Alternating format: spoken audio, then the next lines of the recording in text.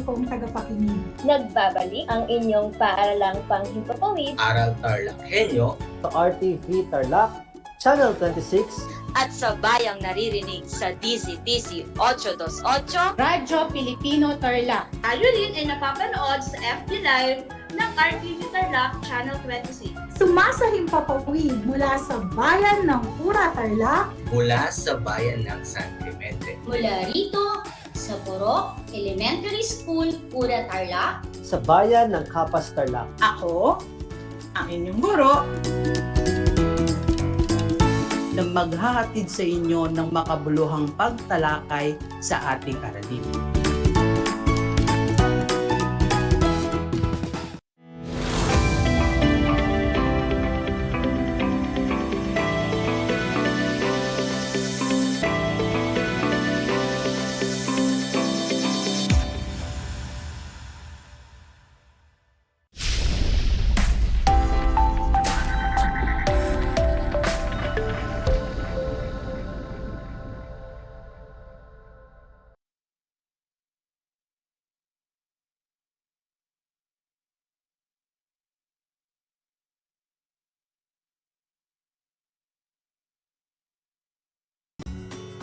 Welcome sa ating Project Shine, Aral TarlakHenyo ng SDO Tarlac Province na kasalukuyang napapanood dito sa RTV Tarlac Channel 26 at Converge Cable Channel 100 at sa bayang napapakinggan sa 828 AM DZTC Radyo Pilipino Tarlac.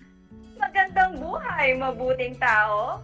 Kumusta kayo mga giliw kong tagapakinig?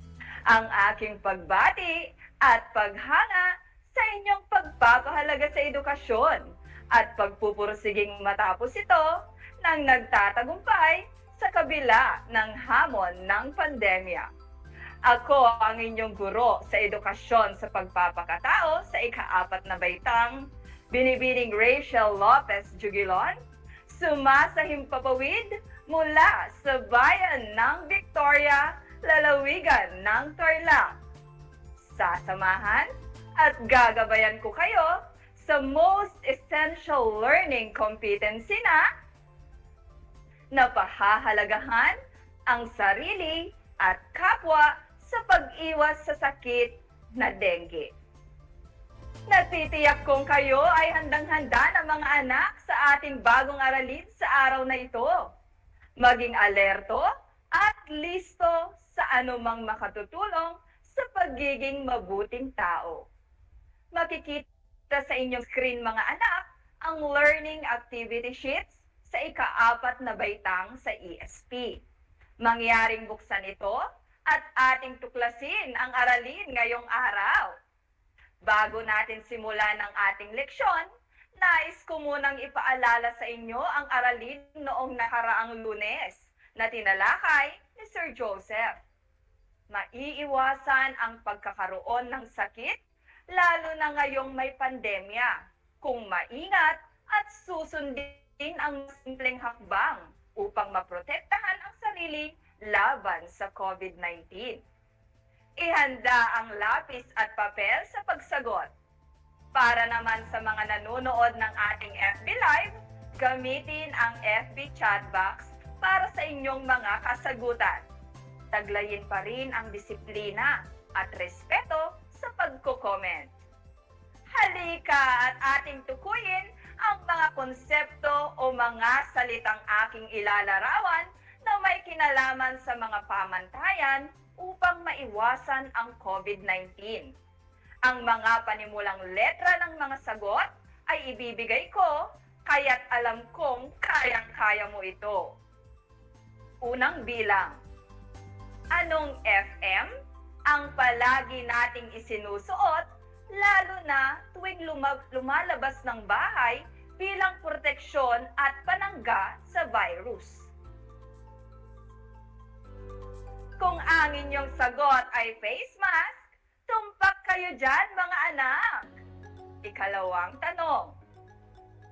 Anong R ang dapat nating palakasin sa pamamagitan ng pagkain ng masusustansyang pagkain at regular na ehersisyo bilang panlaban sa sakit. Kung resistensya ang inyong sagot, kayo ay tama mga anak. Bahagi ito ng malusog na pangangatawan. Ito ang depensa natin laban sa sakit at mga bagay na nagdudulot ng sakit.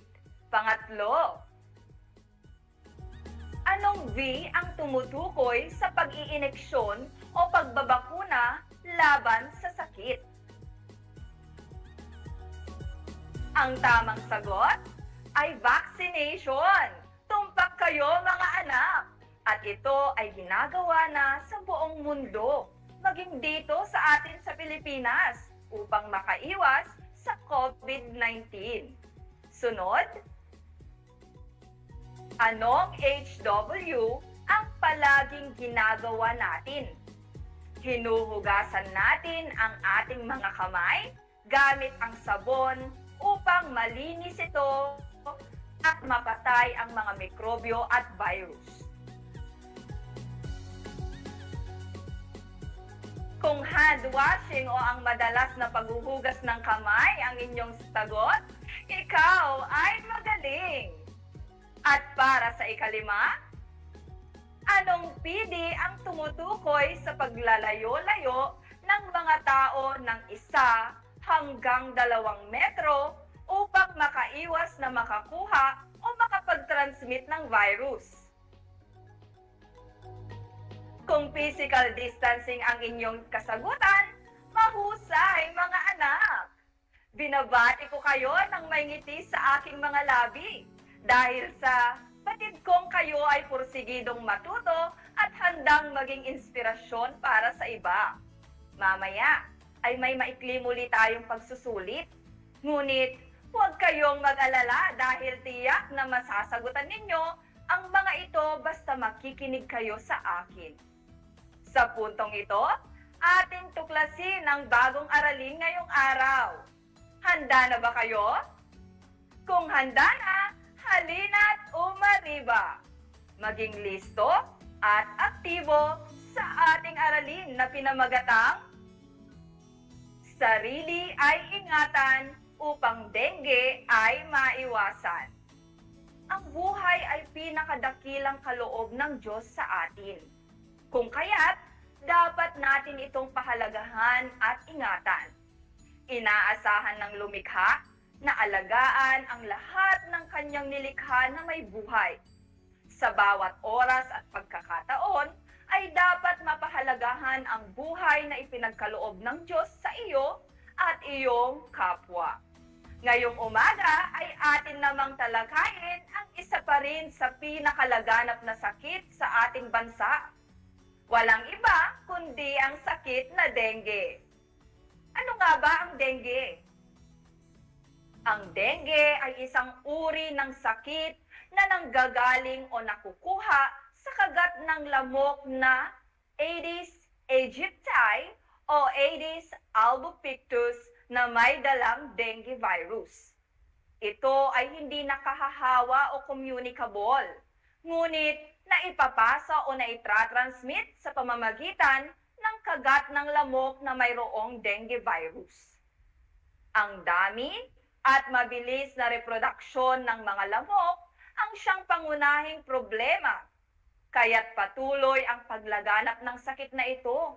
Pag hindi naagapan, ay maaaring humantong sa kamatayan. Kaya naman, dapat tayong maging alerto at maagap sa sakit na ito. Upang mas maunawaan at malaman natin ang sakit na dengue, ay mayroon akong inihandang kwento. Ngunit may 3 akong paalala. Ang huminto, tumingin, at makinig. Huminto o itigil muna ang mga gawaing maaaring makaapekto sa inyong pakikinig. Tumingin o tignan ang hawak na learning activity sheets at itala ang mga mahalagang impormasyon at syempre ang makinig at unawain ang mapakikinggang kwento.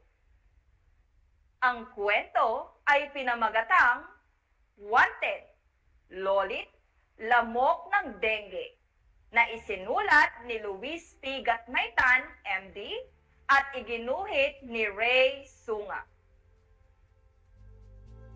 Isang gabi, dinalaw ng malakas na ulan ang barangay Dengoy. Walang gustong lumabas ng bahay.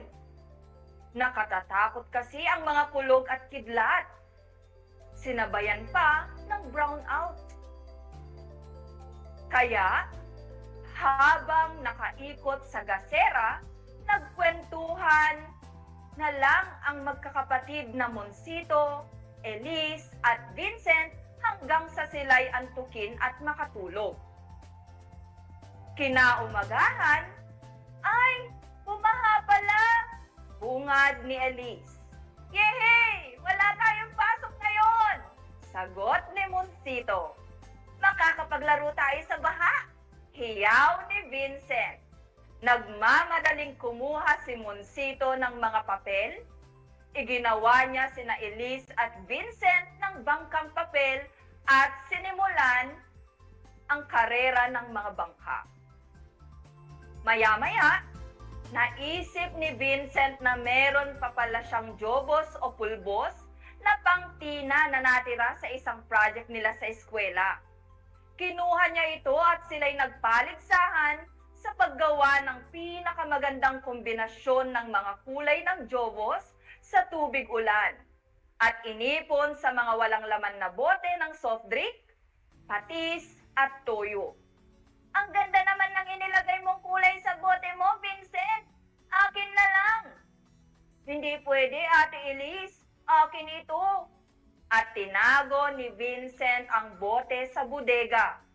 Doon sa hindi makikita ni Monsito at Elise. Unti-unting humupa ang baha. Nalimutan na ni Monsito, Elise at Vincent ang kanilang mga bangkang papel at mga boteng may lamang tubig ulan. At lumipas ang maraming araw. Isang umaga, may lamok na dumating sa barangay Dengoy. Naghahanap ito ng tirahan. Hirap siyang lumipad dahil buntis siya at kailangan ng mangitlog. Handa nang sumalubong ang mga kanal at estero sa kanyang pagdating. Pero, yak! Ang dumi-dumi! Nakakadiri! Hindi ako bagay rito! Kinilabutan si Lolit Lamok nang makita ang kanal. Baka magkasakit ako rito. Napansin ni Chipis Ipis si Lolit Lamok na bulong ng bulong. Anong problema mo? Masungit na tanong ng Ipis. Naghahanap kasi ako ng matitirahan. Malapit na akong mangitlog. Gusto ko sana ay yung tubig na malinis. May alam ka ba? Tanong ni Lolit Lamok. Naisip agad ni Chipis Ipis ang boteng may tubig ulan sa bodega. Ilang beses na niya itong tinikman. Kaya, tiniyak niya kay Lolit na wala itong lason. Tubig na malinis sa loob ng bote? Solve na ang problema mo! At sinamahan ni Chipis Ipis si Lolit Lamok sa bodega. Iba ka sa mga lamok na kilala ko. Malinis ka. Hangang-hangang sabi ni Chipis. Nangiti si Lolit Lamok. Sa kaloob-loob niya, madali palang lokohin ang ipis na ito. Kung alam lang niya kung ano ang pakay ko sa lugar na ito. At siya'y bumunghalit ng isang nakatatakot na tawa. Wee! Buwakakaka! Samantala, doon sa kisame ng bodega, pinapanood ni Gugu Gagamba ang mga nagaganap. Mukhang may gagawing di maganda ang lamok na ito. Hindi nagtagal at nangitlog si Lolit. Tuwang-tuwang nakipanood ang mga baby na ipis ni Chipis sa mga kikibot-kibot na kitikiti na nanggaling sa napisang itlog ni Lolit. Ang mga anak naman ni Gugu Gagamba ay naglalambitin sa sapot para masilip ang mga bagong pisang lamok. Sige, silipin niyo ang mga kitikiti ko. Kailangan ko kayo para magawa ko ang balak ko sa lugar na ito. Bulong sarili ni Lolit Lamok. Walang kaalam-alam sina Chipis, Ipis at Gugu na si Lolit ay impektado pala ng dengue virus. Dumating ang araw na gutom na si Lolit. Gustong-gusto na niyang sumipsip ng mga bata. Ngayon na ang panahon ng pagkakalat ko ng lagim. Agad niyang kinausap si Chipis Ipis. Pakibantayan mo ang mga kitikiti ko. Mamayang gabi, ako naman ang titingin sa mga anak mo. Eh bakit? Mas gusto ko kasing sa araw gumala. Kabaliktaran yung mga ipis na sa gabi lumalabas. Pumayag naman si Chipis Ipis na mag-alaga sa mga kitikiti ni Lolit. Lumabas na ng bodega si Lolit Lamok. Handa na siyang maghanap ng batang makakagat. Mula sa kanyang sapot, kitang-kita ni Gugu Gagamba kung saan nagpunta ang lamok. Hindi nabigo si Lolit sa kanyang paghahanap. Nakita niya agad ang mga batang naglalaro ng luksong tinik. Namataan niya si Elise at ang makinis nitong mga binti. Sa wakas, mabubusog na ulit siya. Sa sobrang tuwa, ay napakanta siya. Heto ng araw na hinihintay, mga balak ko'y magkakabuhay. Lamok na inaakalang malinis, iyon pala'y nagmamalinis. Magkukunwaring mabait, para sa biktima ay makalapit. Isang kagat na masarap, at lagim ko'y malalasap. Wee! Wow! Lagim ko'y kakalat, para sa lahat. Isang mariing tsyup! At pinakawalan na ni Lolit ang mumunting dengue virus sa katawan ni Elise. Ay! Aray! Sigaw ni Elise. Akala ni Elise ay kinagat lamang siya ng isang ordinaryong lamok, gaya ng mga lamok na paminsan-minsang nakakalusot sa maliliit na butas ng kanyang kulambo. Tuwang-tuwa ang mga mikrobyong dengue nang makapasok sa sirkulasyon ng dugo ni Elise. Salamat kay Lolit! Nakapasok na tayo sa katawan ni Elise! Sabi ng pinunong virus na si Bossing. Yay! Iyaw ng mga kasamahang dengue virus. Nakikita niyo ba yun? Ang mga ugat na yun? Sirain niyo para rumupok! Utos ni Bossing sa isang grupo ng mga dengue virus. Kayo naman! Ubusin niyo ang lahat ng platelets na dumadaloy sa katawan! Kainin niyo! Utos naman sa kabilang grupo. Handa na ba kayo? Sigaw pa ni Bossing. Yes, sir! Ano pang hinihintay niyo? Atake na! Pagkatapos ng 5 araw, matapos makagat ni Lolit Lamok, biglang nilagnat si Elise. Naging pabalik-balik ang kanyang lagnat sa loob ng 4 na araw. Nanakit ang kanyang ulo at mga kalamnan, pati mga kasukasuan. Nawalan siya ng ganang kumain.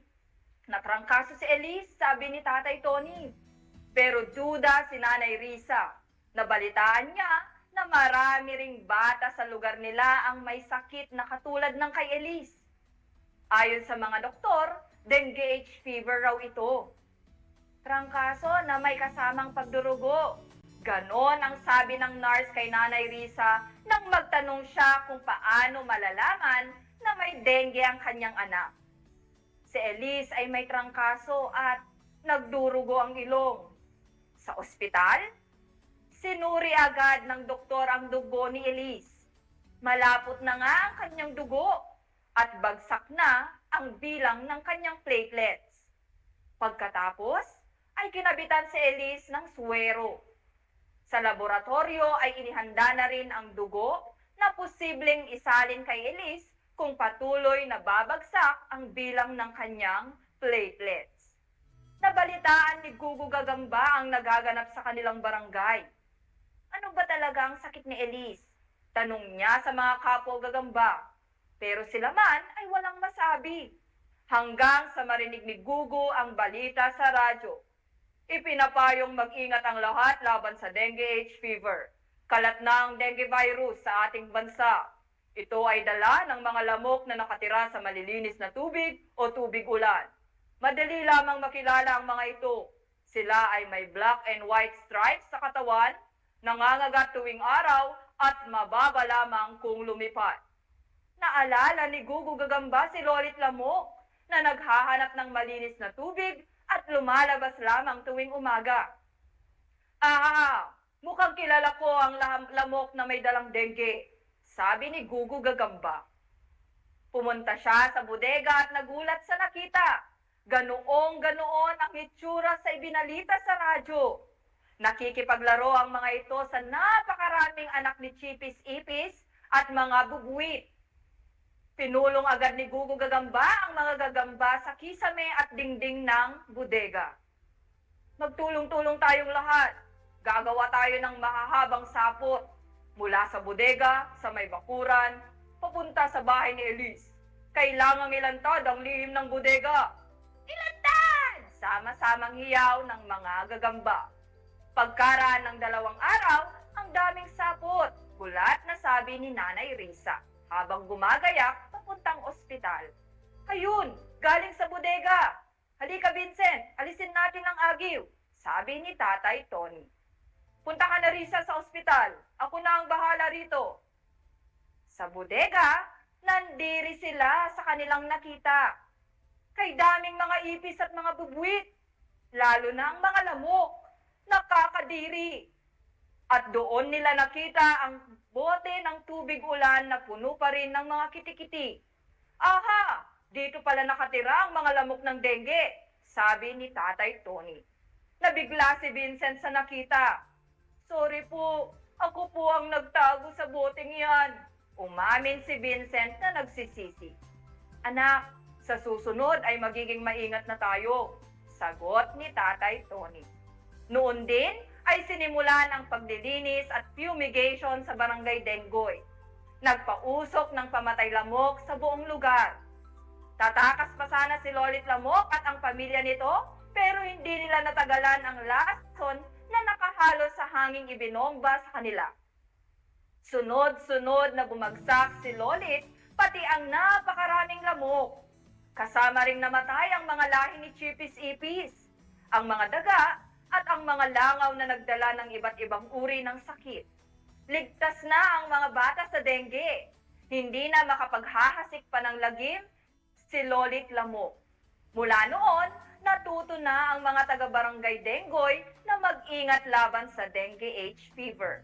Tinitingnan na nilang maigi kung may mga lata, timba, drum, gulong o bote ng tubig na maaaring pamahayan ng mga lamok at tinatapon nila ang mga ito. Tulong-tulong na rin sila sa paglilinis ng kanilang paligid. At sino ang nangunguna sa kanila? Sino pa? Di sina Monsito, Elise, at Vincent. Nagustuhan nyo ba ang kwento mga anak? I-type o i-komento nyo ang happy emoji kung nagustuhan nyo ito mga anak.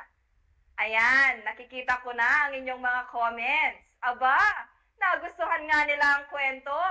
Upang aking malaman kung naunawaan nyo ang kwento, naghanda ako ng ilang katanungan.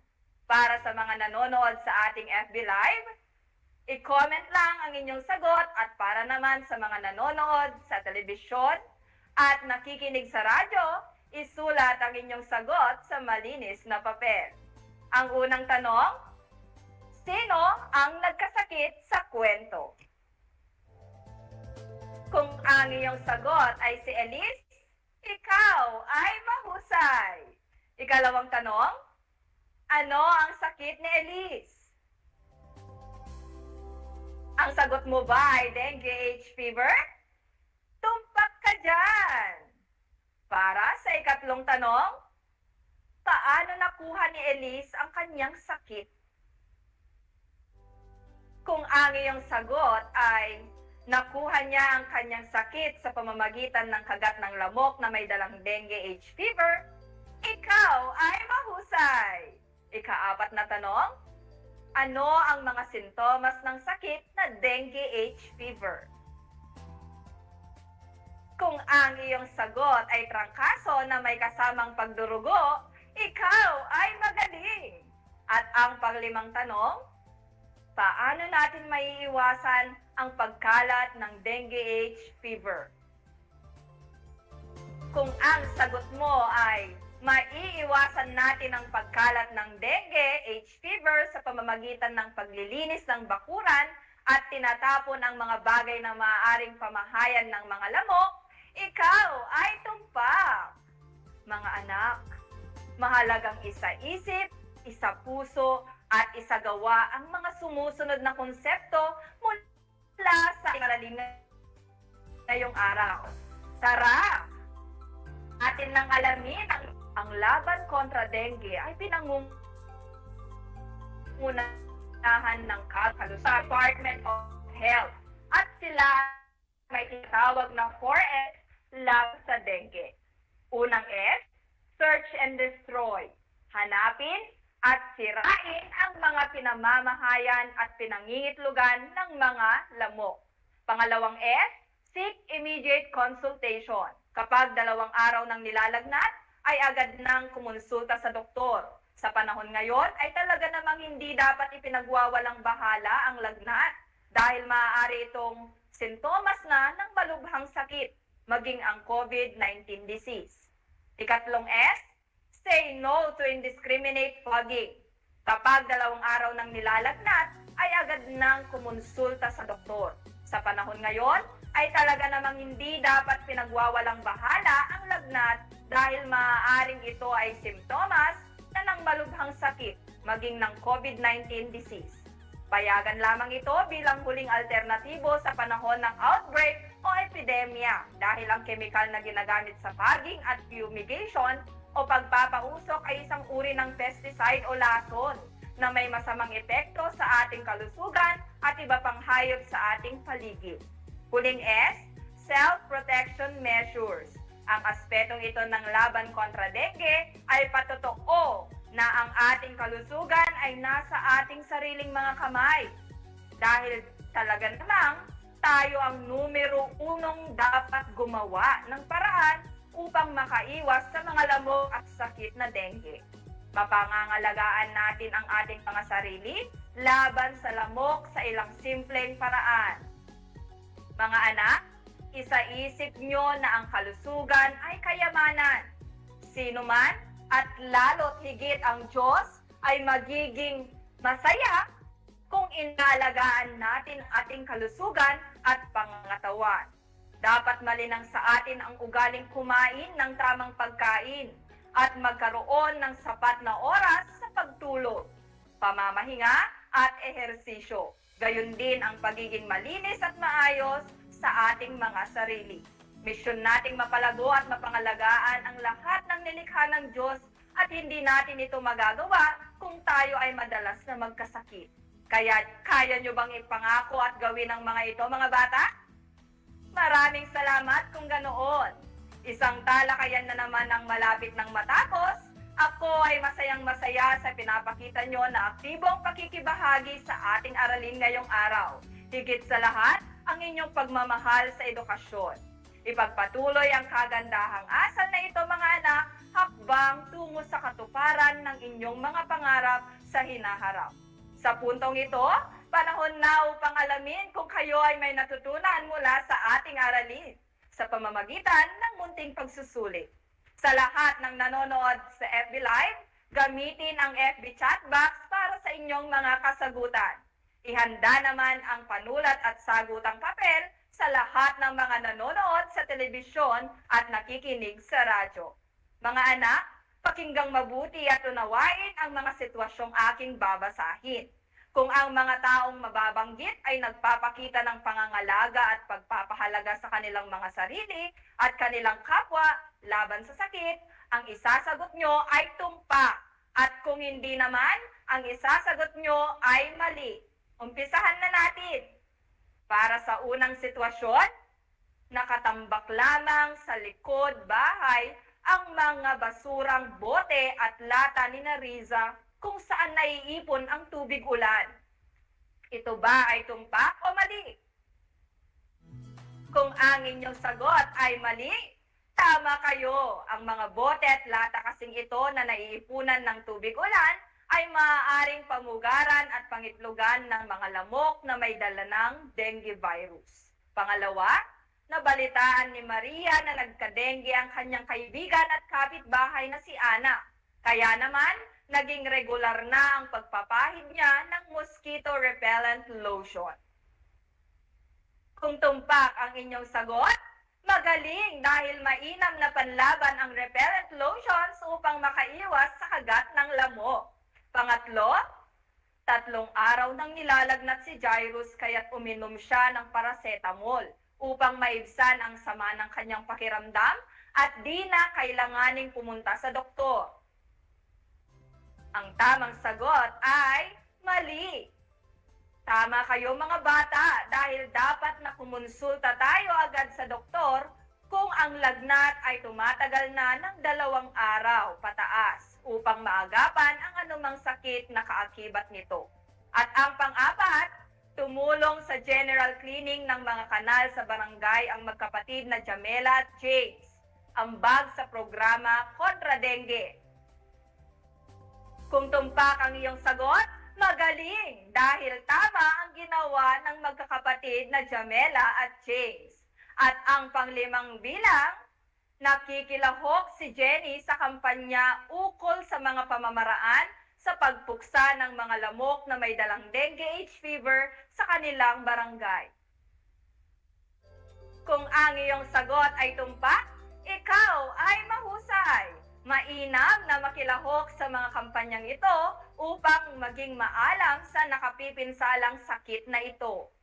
Pinabati ko kayong lahat mga anak, sapagkat natitiyak kong nakuha niyong lahat ang tamang sagot sa ating pagsusulit.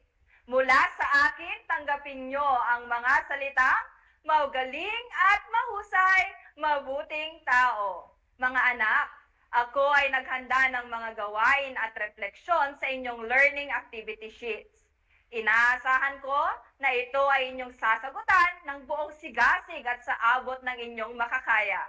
Sakali man na kailanganin ninyo ang patnubay ng inyong kapamilya at guro, huwag kayong magatubiling sila ay tawagan upang kayo ay magabayan ng tama. Panalangin ko na anumang konsepto, higit lalo ang mga aral sa buhay na inyong natutuhan sa araw na ito, ay inyong maisasabuhay sa araw-araw. Muli, ako ang inyong guro sa edukasyon sa pagpapakatao sa ika-4 na baitang, Binibining Rachel Lopez Jugilon, na nagpapaalala na piling maging mabuting tao sa lahat ng panahon at pagkakataon. Hanggang sa muli!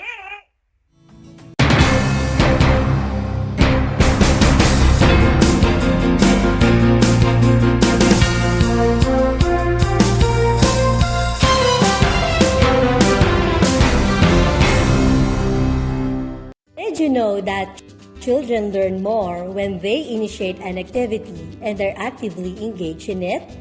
This is your science teacher broadcaster, Princess Diana L. Ronquillo for Aral TarlakHenyo. Let's learn science together on Aral TarlakHenyo. Catch us live every Monday to Friday from 8:30 a.m. to 5:30 p.m. Watch Aral TarlakHenyo on RTV Tarlac, Channel 26, simulcast over Radyo Pilipino, DZTC 828 kHz, and streamed live on FB page and YouTube channel of RTV Tarlac, Channel 26.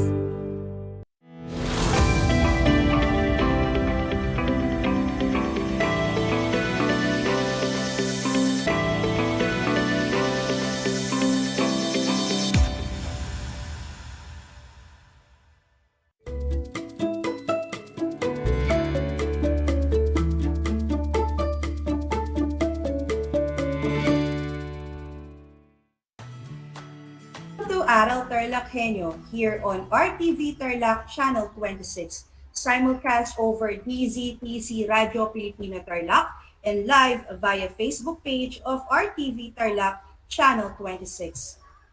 Project Shine Aral TarlakHenyo can also be viewed on Channel 100 of Converge TV. Hello everyone, especially to our dear grade 4 learners who are joining us in this live broadcast on FB, TV, and radio. Good morning. I am teacher Gwyneth Payumo, your teacher, broadcaster, and guide as you explore Science 4, broadcasting live from the municipality of Capas, Tarlac. For your questions and clarifications, just send them at 0912-195-2037. Again, that is 0912-195-2037. For those at the FB Live, just type in your messages at the comment box. This broadcast was designed to provide you with fun and meaningful opportunities, likewise to guide your adventure in Science 4. Always have in mind that science is the world of exploration, discovery, invention, and technology. Our competency for this week is compare and contrast the characteristics of the different types of soil. We will discuss the nature of soil, its types and characteristics. So, let us continue the fun. Our objectives for today: first, identify the different types of soil based on their physical characteristics. Second, compare and contrast the characteristics of the different types of soil. And third, appreciate the importance of soil. As we move through, please prepare yourself and your pen, paper, and learning module. And the title of the module that we would still use for today is Science 4, Quarter 4, Module 1, Types and Characteristics of Soil. Now, let us have a review of the discussion we had last Monday. For the direction, write yes if the statement is true and no if it is not. Write them on your science answer sheet or science activity notebook. Again, you would write yes if the statement is true and no if it is not. Write them on your science answer sheet or science activity notebook. You are also given 3 seconds to answer every item.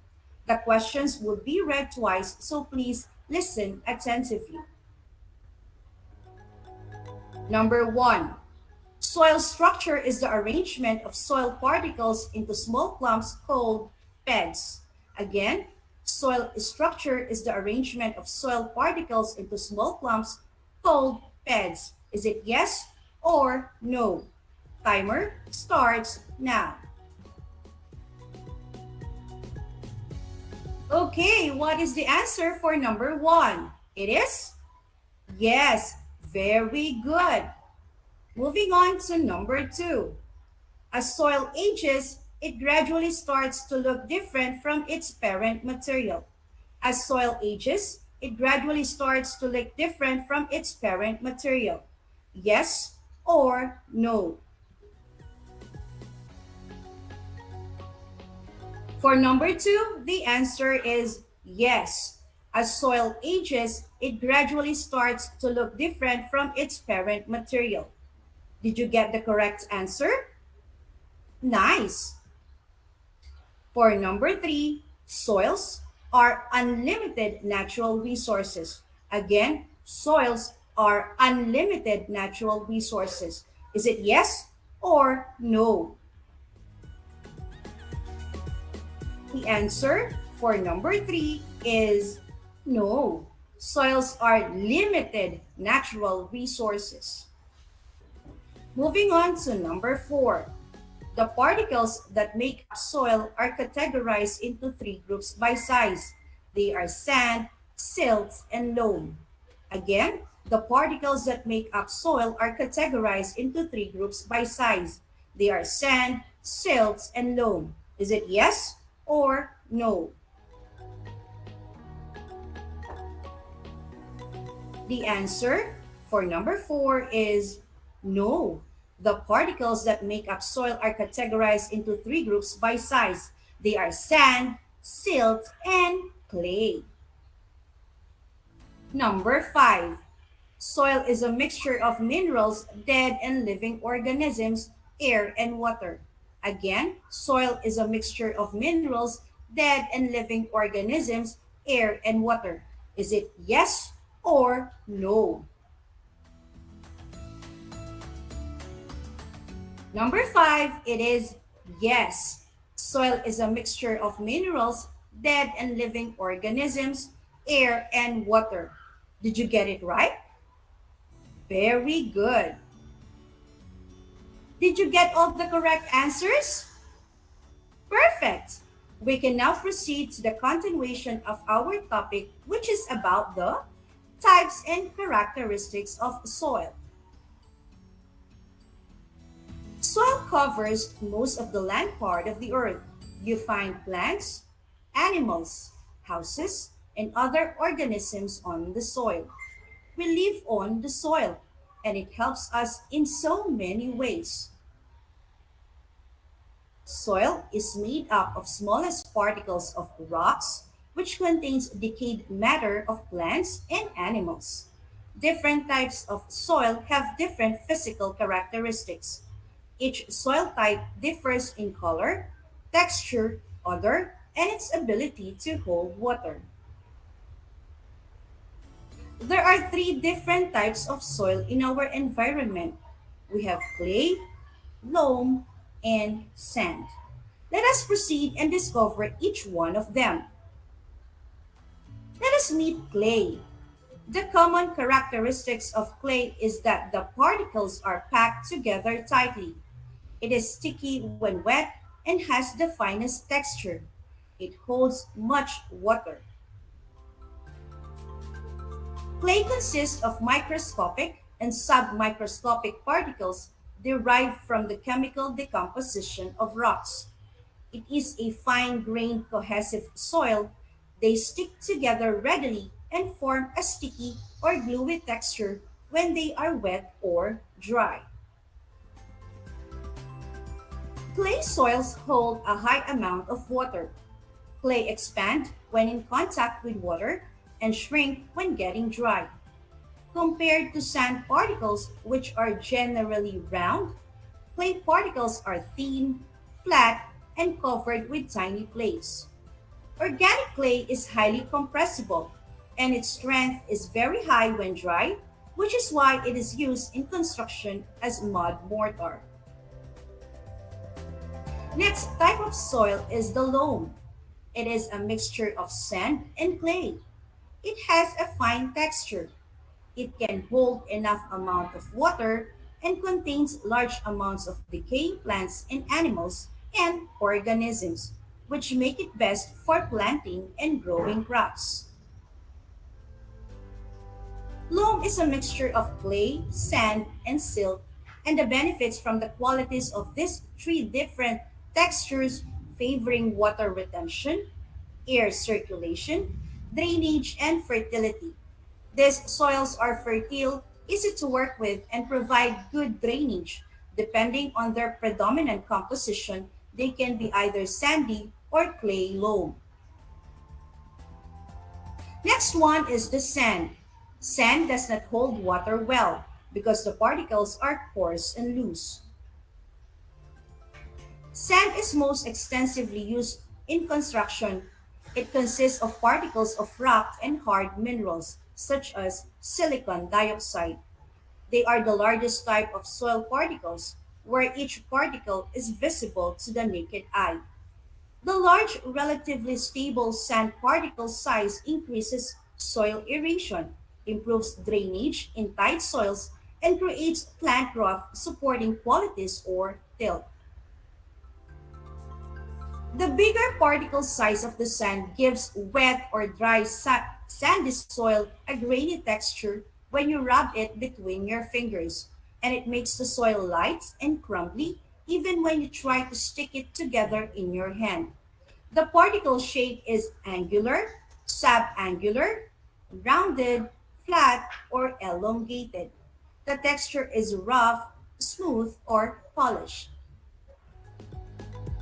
So there we have it, the three different types of soil: the clay, the loam, and the sand. Soil is a system into which energy, matter from the sun, the atmosphere, and living organisms penetrate and interact. It is a system because it is composed of many different parts and layers. Each one of the layers has unique characteristics and has special function to perform. The soil is arranged in layers or horizons during its formation. These layers or horizons are known as the soil profile. It is the vertical section of the soil that is exposed by a soil plate. The layers of soil can easily be identified by the soil color and the size of soil particles. Each layer has its own characteristics. The layer of the soil is divided into six, namely organic, topsoil, subsoil, parent rock, and bedrock. Organic layer consists of dried leaves, twigs, small rocks, surface organisms, and decaying plants and animals.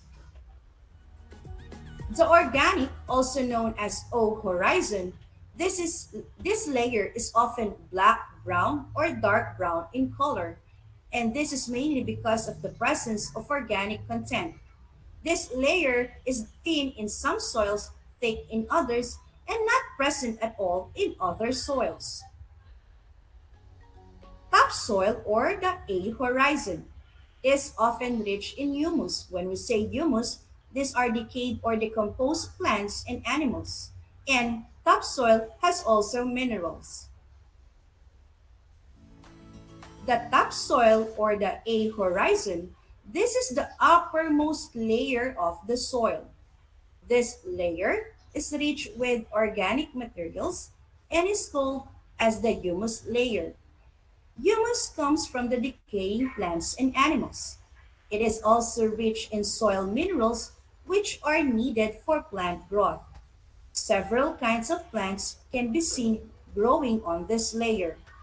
Small organisms such as earthworms, centipedes, fungi, algae, and microorganisms like bacteria are living in this layer. The topsoil is soft and porous to hold enough air and water. Next one is the subsoil or the B horizon.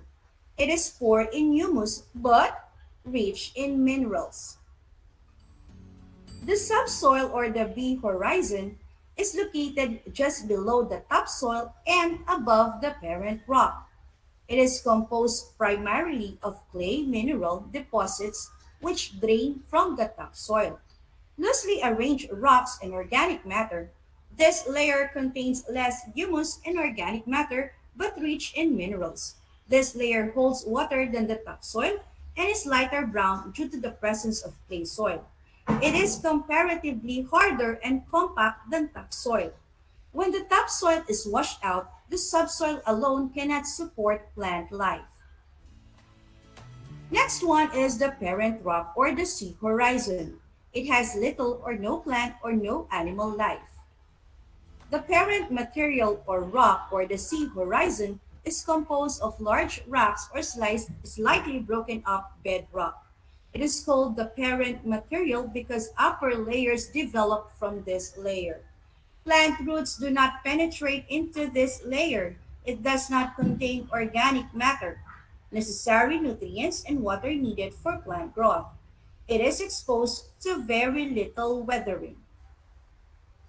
Bedrock or the R horizon. It consists of large, solid mass of rocks. The bedrock or the R horizon is the bottom layer several feet below the surface. It is made up of large solid mass of rock or undisturbed large boulders. Bedrock is made up of igneous, sedimentary, or metamorphic rocks. This layer contains materials good for constructing buildings and making roads. No plant life can survive in this layer. So, there you have it, the types and different layers of soil. But, wait a minute. Let me give you some trivia about the soil. First, soils support 95% of all food production. Again, soils support 95% of all food production. Either directly or indirectly, 95% of our food is produced on our soils. Healthy soils produce healthy crops, which nourish animals, including us humans. Second, a quarter of all known species on Earth call soil their home. There is an abundance of creatures that live within the soil. The soil depends on these living organisms to stay fertile.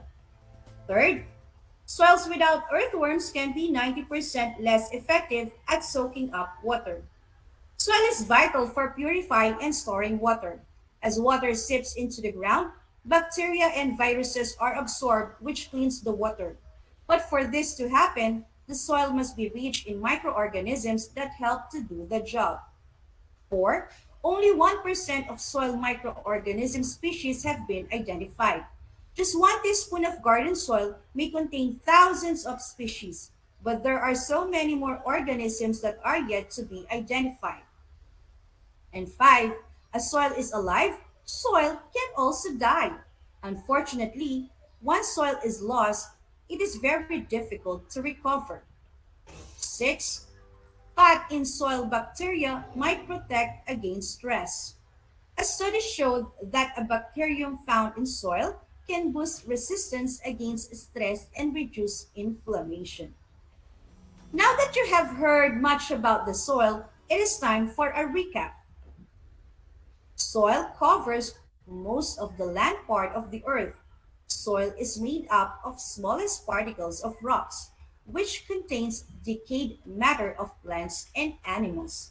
Each soil type differs in color, texture, odor, and its ability to hold water. Clay, loam, and sand. Clay, loam, and sand are the three types of soil. Soil has also its layers and are called the horizon. The different layers are as such: organic, topsoil or the A horizon, subsoil or the B horizon, parent rock or the C horizon, and bedrock or the R horizon. Did you learn a lot? Very good. And now, let us check what you learned. Let us do an activity. Kindly turn your module on page 13. Let me read the directions. Read the statements very carefully. Write yes if the statement is correct and no if it is not. Do it in your science notebook. Again, you would have to write yes if the statement is correct and no if it is not. You would have to write them on your science notebook. But for those watching on FB Live, you can share your answers by typing them on the comment section. Again, you can type them on the comment section of our FB Live. You are also given 3 seconds for every item. Ready? Woohoo! Let's go! Number 1. Soil covers most of the land part of the earth. Again, soil covers most of the land part of the earth. Yes or no? Time is up. What is the answer? The answer is yes. Soil covers most of the land part of the earth. Next one is number 2. All types of soil have the same characteristics.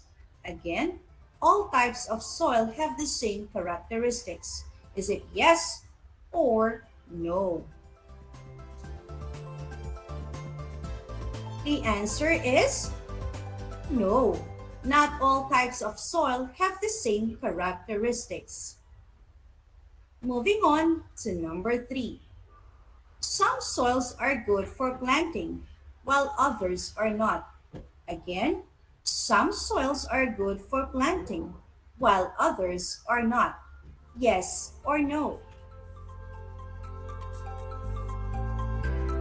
Okay, the answer for number 3 is yes. Some soils are good for planting, while others are not. Number 4. The 3 types of soil are clay, loam, and sand. Again, the 3 types of soil are clay, loam, and sand. Yes or no? The answer is yes. The three types of soil are clay, loam, and sand. Number 5. Soil is made up of small particles of rocks and contains humus. Again, soil is made up of small particles of rocks and contains humus. Yes or no? The answer is yes. Soil is made up of small particles of rocks and contains humus. Next number is number 6. Sand contains large amount of decaying plants and animals. Sand contains large amount of decaying plants and animals. Is it yes or no? The answer is no. It is the loam and not the sand that contains large amount of decaying plants and animals. Number 7. Clay is the type of soil where particles are packed together tightly. Again, clay is the type of soil where particles are packed together tightly. Is it yes or no? The answer is yes. Clay is the type of soil where particles are packed together tightly. Number 8. Loam is good for growing plants because it cannot hold water well.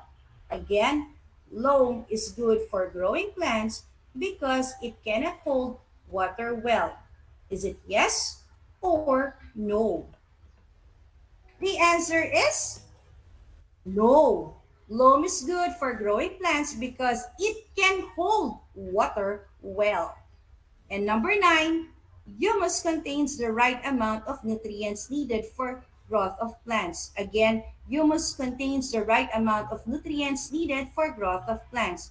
Is it yes or no? The answer is yes. Humus contains the right amount of nutrients needed for growth of plants. And number 10, each soil type differs in color, texture, odor, size of particles, and its ability to hold water. Again, each soil type differs in color, texture, odor, size of particles, and its ability to hold water. Yes or no? The answer is yes. Each soil type differs in color, texture, odor, size of particles, and its ability to hold water. How was it? Did you get a perfect score? Congratulations! It only showed that your scientist ability was enhanced, and for those who are a bit short to perfect score, do not worry because you have your module to browse on for topics that were not clear to you. For your homework, kindly do what I have learned on page 12 of your module. The direction, fill out the graphic organizer by writing the needed information. Do it in your science notebook.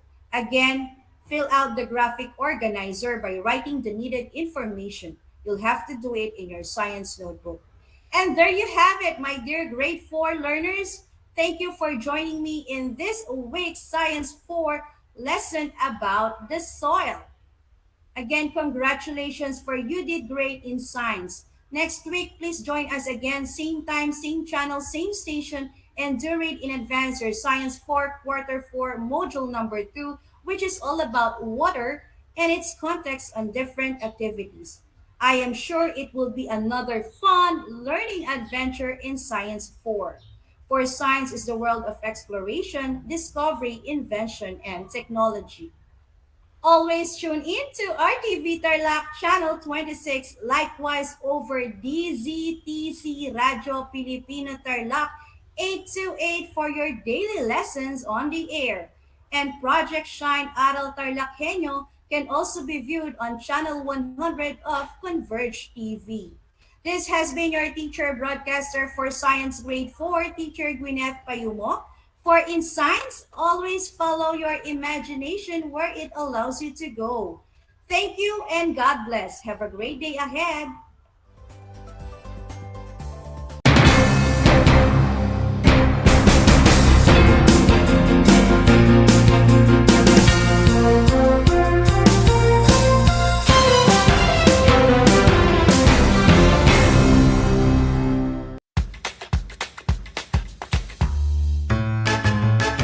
Alam niyo ba na ang salitang yoyo at ang makabagong bersyon nito ay naimbento ng isang Pilipinong nagngangalang Pedro Flores? Taong 1920s nang dinala ni Flores ang laruang ito sa Estados Unidos.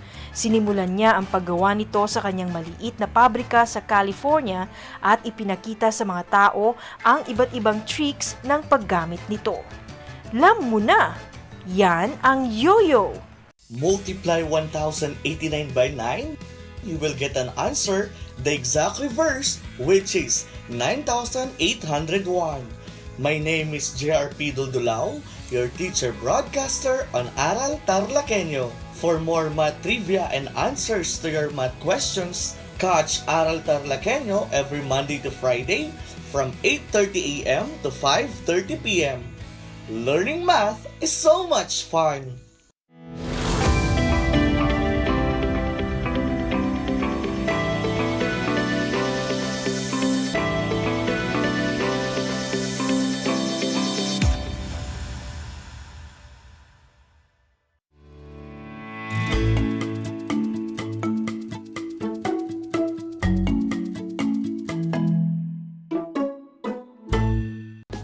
Wonderful and happy morning, grade 4 learners. Welcome to Aral TarlakHenyo, live here on RTV Tarlac, Channel 26, simulcast over DZTZ 828 Radio Filipino Tarlac. Join me in this 25-minute full of learning. I am Ricarte Maglalang from Paniki North Central Elementary School, Municipality of Paniki, your teacher broadcaster in mathematics grade 4, saying, good morning learners, good morning parents. We are now on the first week of the fourth quarter. How are you today, my dear matatalinong learners? Well, I hope you are all doing great and always great. I am sure that you're all excited and ready on our lesson this morning. Before we begin, I will give you a few seconds to get the things that you will use. Your compendium, paper, and pen to use. Please settle down and let's get started. For today's lesson, you are going to learn finding the area of irregular figures made up of squares and rectangles.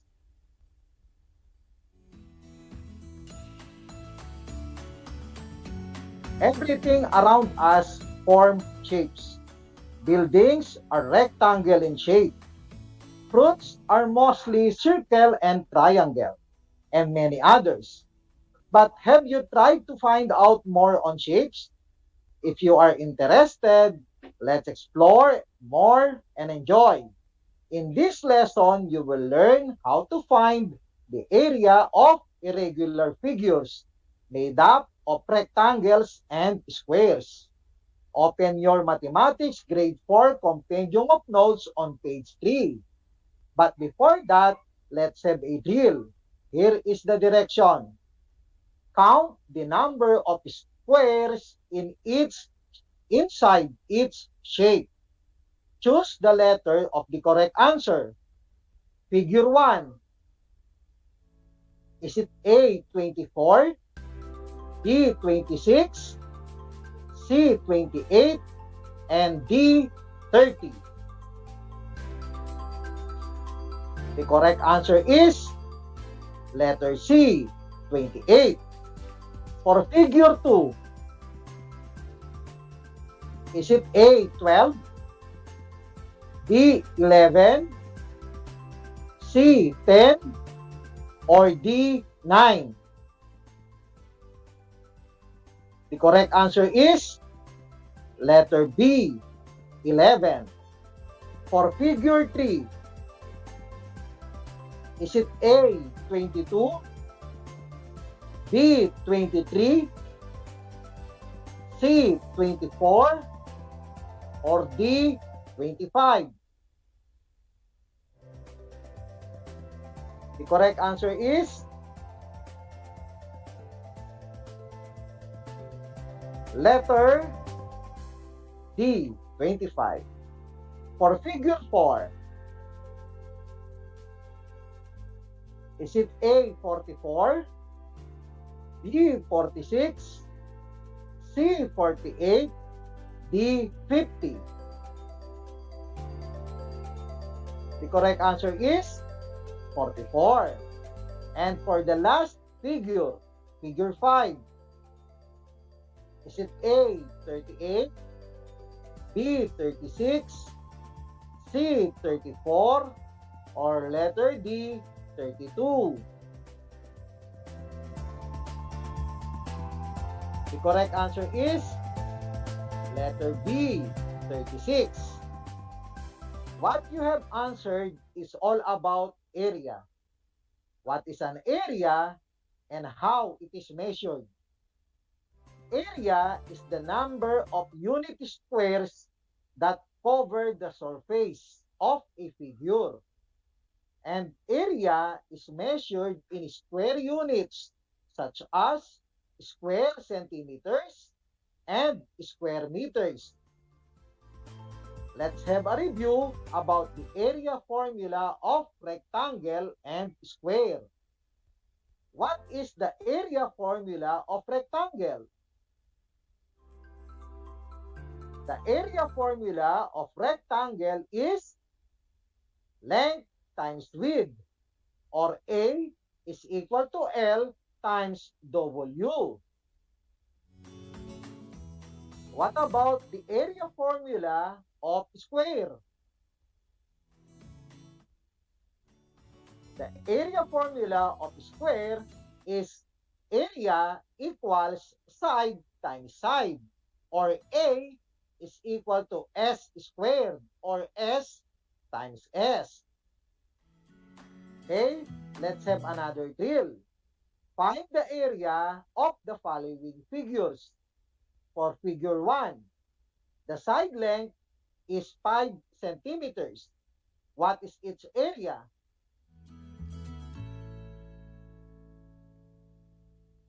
The area of the figure is equal to 25 square centimeters. Next, figure 2. The length is 8 centimeters and the width is 5 centimeters. What is its area? Correct. The area of the figure is equal to 40 square centimeters. Figure 3. The side length is 10 meters. What is the area of the figure?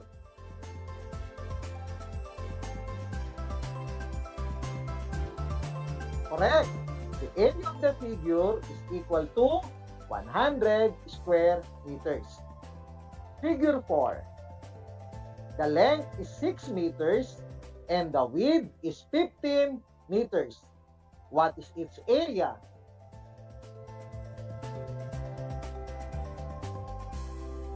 Very good. The area of the figure is equal to 90 square meters. And for the last figure, figure 5, the side length is 22 centimeters. What is the area of the figure?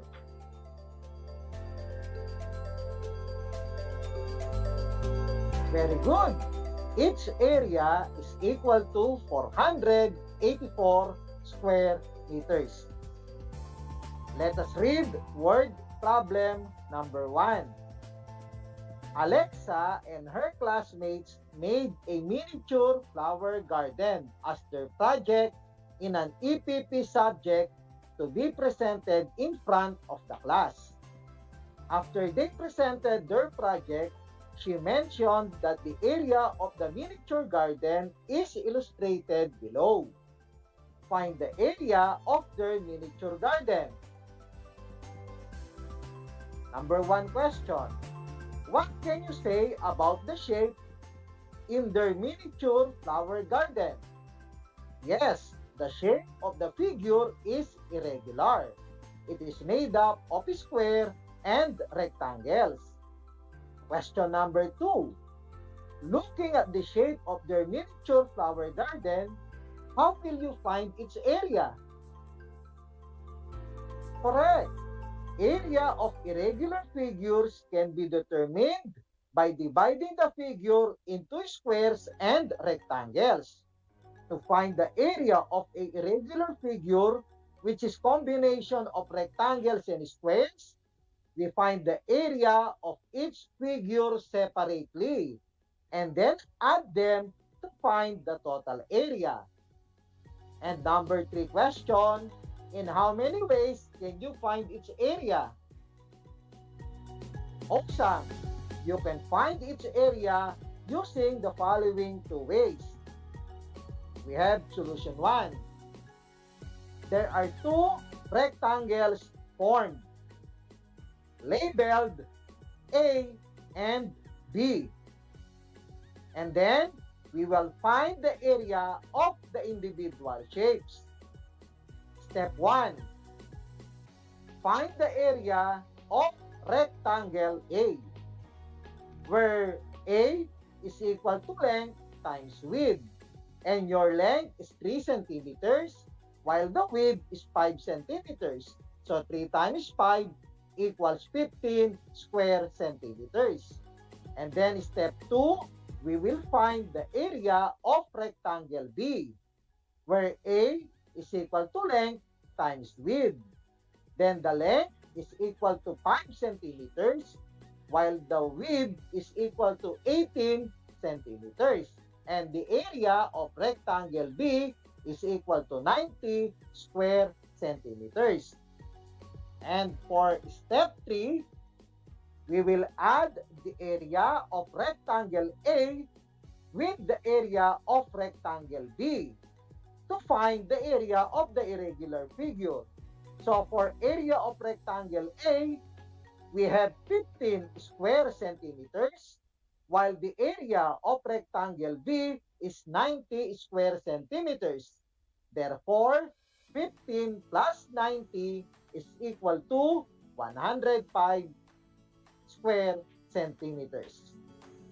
So therefore, the area of the miniature flower garden is equal to 105 square centimeters. Next, we have solution 2 or illustration 2. We will divide the irregular figure into 3 shapes. Then, we will label them, or we will label the 2 rectangles as A or rectangle A and rectangle B. And 1 square, we will label it as labeled C. Then, let us now find the area of the individual shape. This is the illustration of rectangle A. Step 1. Let us find the area of rectangle A. Again, A is equal to length times width. So the length is 5 centimeters, while the width is 8 centimeters. 5 times 8 equals 40 square centimeters. Then, rectangle B. That is step 2. So again, the area of rectangle is equal to A equals L times W, where length is equal to 8 centimeters and width equals 5 centimeters. So 8 times 5 equals 40 square centimeters. And lastly, the illustration of square C. So step 3, let us find the area of square C. So A is equal to S squared, or S times S, where the side length of the square is 5 centimeters. Therefore, 5 times 5. So 5 times 5 equals 25 square centimeters. Therefore, the area, or step 4, let us now move or go to step 4, where the area of the miniature flower garden is equal to area of rectangle A plus area of rectangle B plus area of square C, where the area of rectangle A is equal to 40 square centimeters. The area of rectangle B is also 40 square centimeters, plus the area of square C, which is 25 square centimeters. Therefore, the area or the total area of the irregular figure is equal to 105 square centimeters. So the area of the miniature flower garden is equal to 105 square centimeters. Let's try another word problem. Jillian wants to buy a rice field in the province. She would like to know the area of the rice field. Can you help Jillian find the total area of the rice field below? Okay, solution 1. To solve the problem, let's divide the figure into square and rectangle and label them as square A and rectangle B. So again, step 1. Let us find the area of square A, where the area is equal to S squared or S times S, where the side length of the square is 10 meters. So we have 10 times 10 equals 100 square meters. And then, step 2. Let us find the area of rectangle B. Again, the area of rectangle is equal to L times W, where the L where L is equal to 8 meters and the width is equal to 15 meters. So we have 8 times 15 is equal to 120 square meters.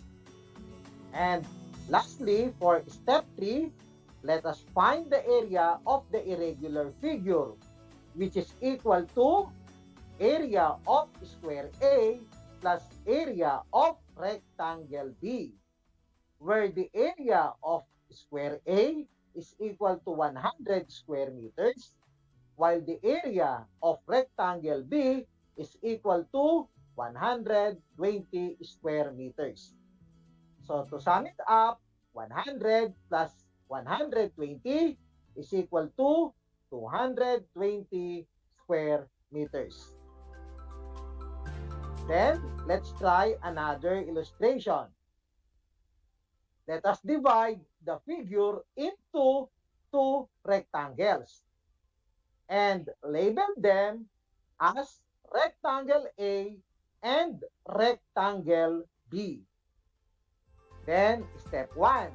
Let us find the area of rectangle A, where A is equal to length times width. So, the length of the rectangle A is equal to 8 meters, while the width of the rectangle A is equal to 25 meters. Therefore, their area is 8 times 25 equals 200 square meters.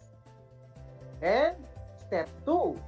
Let us find the area of rectangle B, where A is equal to length times width. So the length of rectangle B is equal to 2 meters and its width is equal to 10 meters. Therefore, the area of rectangle B is equal to 20 square meters.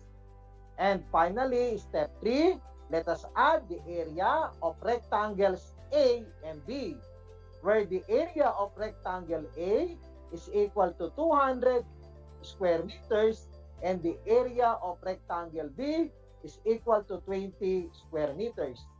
Therefore, 200 plus 20 is equal to 220 square meters. So the area of the rice field is also 220 square meters. And then we have the last example, problem 3. We will divide the irregular figure into two rectangles. And let us label them as rectangle A and rectangle B. we will now get the area of each individual shape. So we start with step 1 or the area of rectangle A. So rectangle A is equal to A equals L times W, where length of the rectangle A is equal to 12 centimeters, while its width is 6 centimeters. So 12 times 6 equals 72 square centimeters. And then, step 2, let us find the area of rectangle B, where A is equal to L times W, and length is equal to 5 centimeters, while the width is equal to 10 centimeters. So 5 times 10 equals 50 square centimeters. And that is the area of rectangle B. And lastly, step 3, the area of the irregular figure, which is equal to area of rectangle A plus the area of rectangle B. Area of rectangle A is equal to 72 square centimeters, and the area of rectangle B is equal to 50 square centimeters. So 72 plus 50 is equal to 122 square centimeters. So therefore, the area of the irregular figure is equal to 122 square centimeters. Let's wrap up of what you have learned today. How will you find the area of irregular figure? Area of irregular figures can be determined by dividing the figure into squares and rectangles. To find the area of a irregular figure, which is a combination of rectangles and squares, we find the area of each figure separately and then add them to find the total area. Let's do the following activity. Here is the direction. Find the area of the following irregular shapes. Write your answer or choose the letter of the correct answer. For number 1, I will give you 5 seconds to answer. Go!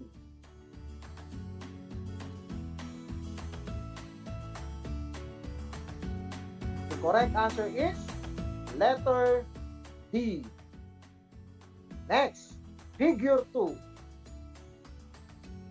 Is it A, 58 square centimeters, B, 56 square centimeters, letter C, 54 square centimeters, or letter D, 52 square centimeters? Go!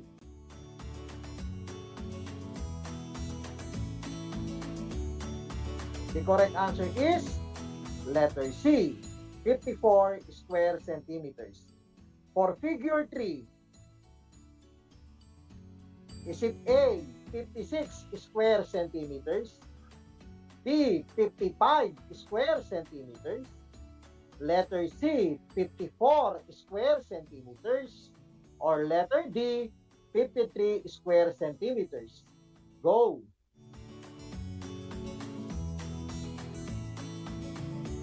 The correct answer is letter B, 55 square centimeters. For number 4, is it A, 108 square meters, letter B, 106 square meters, letter C, 104 square meters, or letter D, 102 square meters? Go!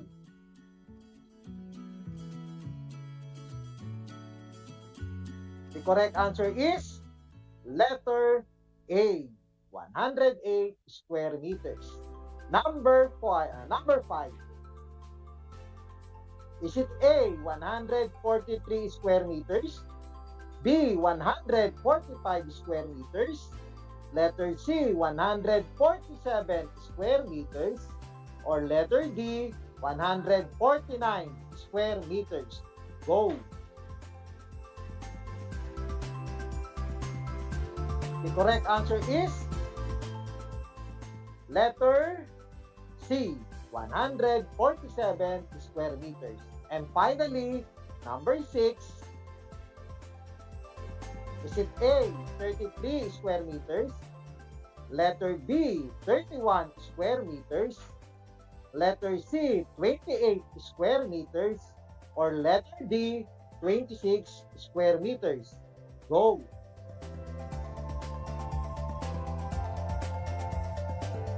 The correct answer is letter C, 28 square meters.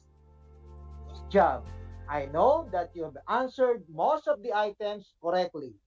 For your mastery of the lessons we have discussed today, do more practice exercises on your mathematics worksheet on pages 3 to 7.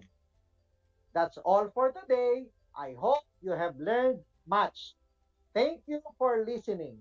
I am Ricarte B. Magalang from the Municipality of Paniki, your mathematics grade 4 anchor teacher for today. Laging tatandaan, basta batang Tarlac, Henyo, matalino. Keep safe everyone. Until next time. Bye.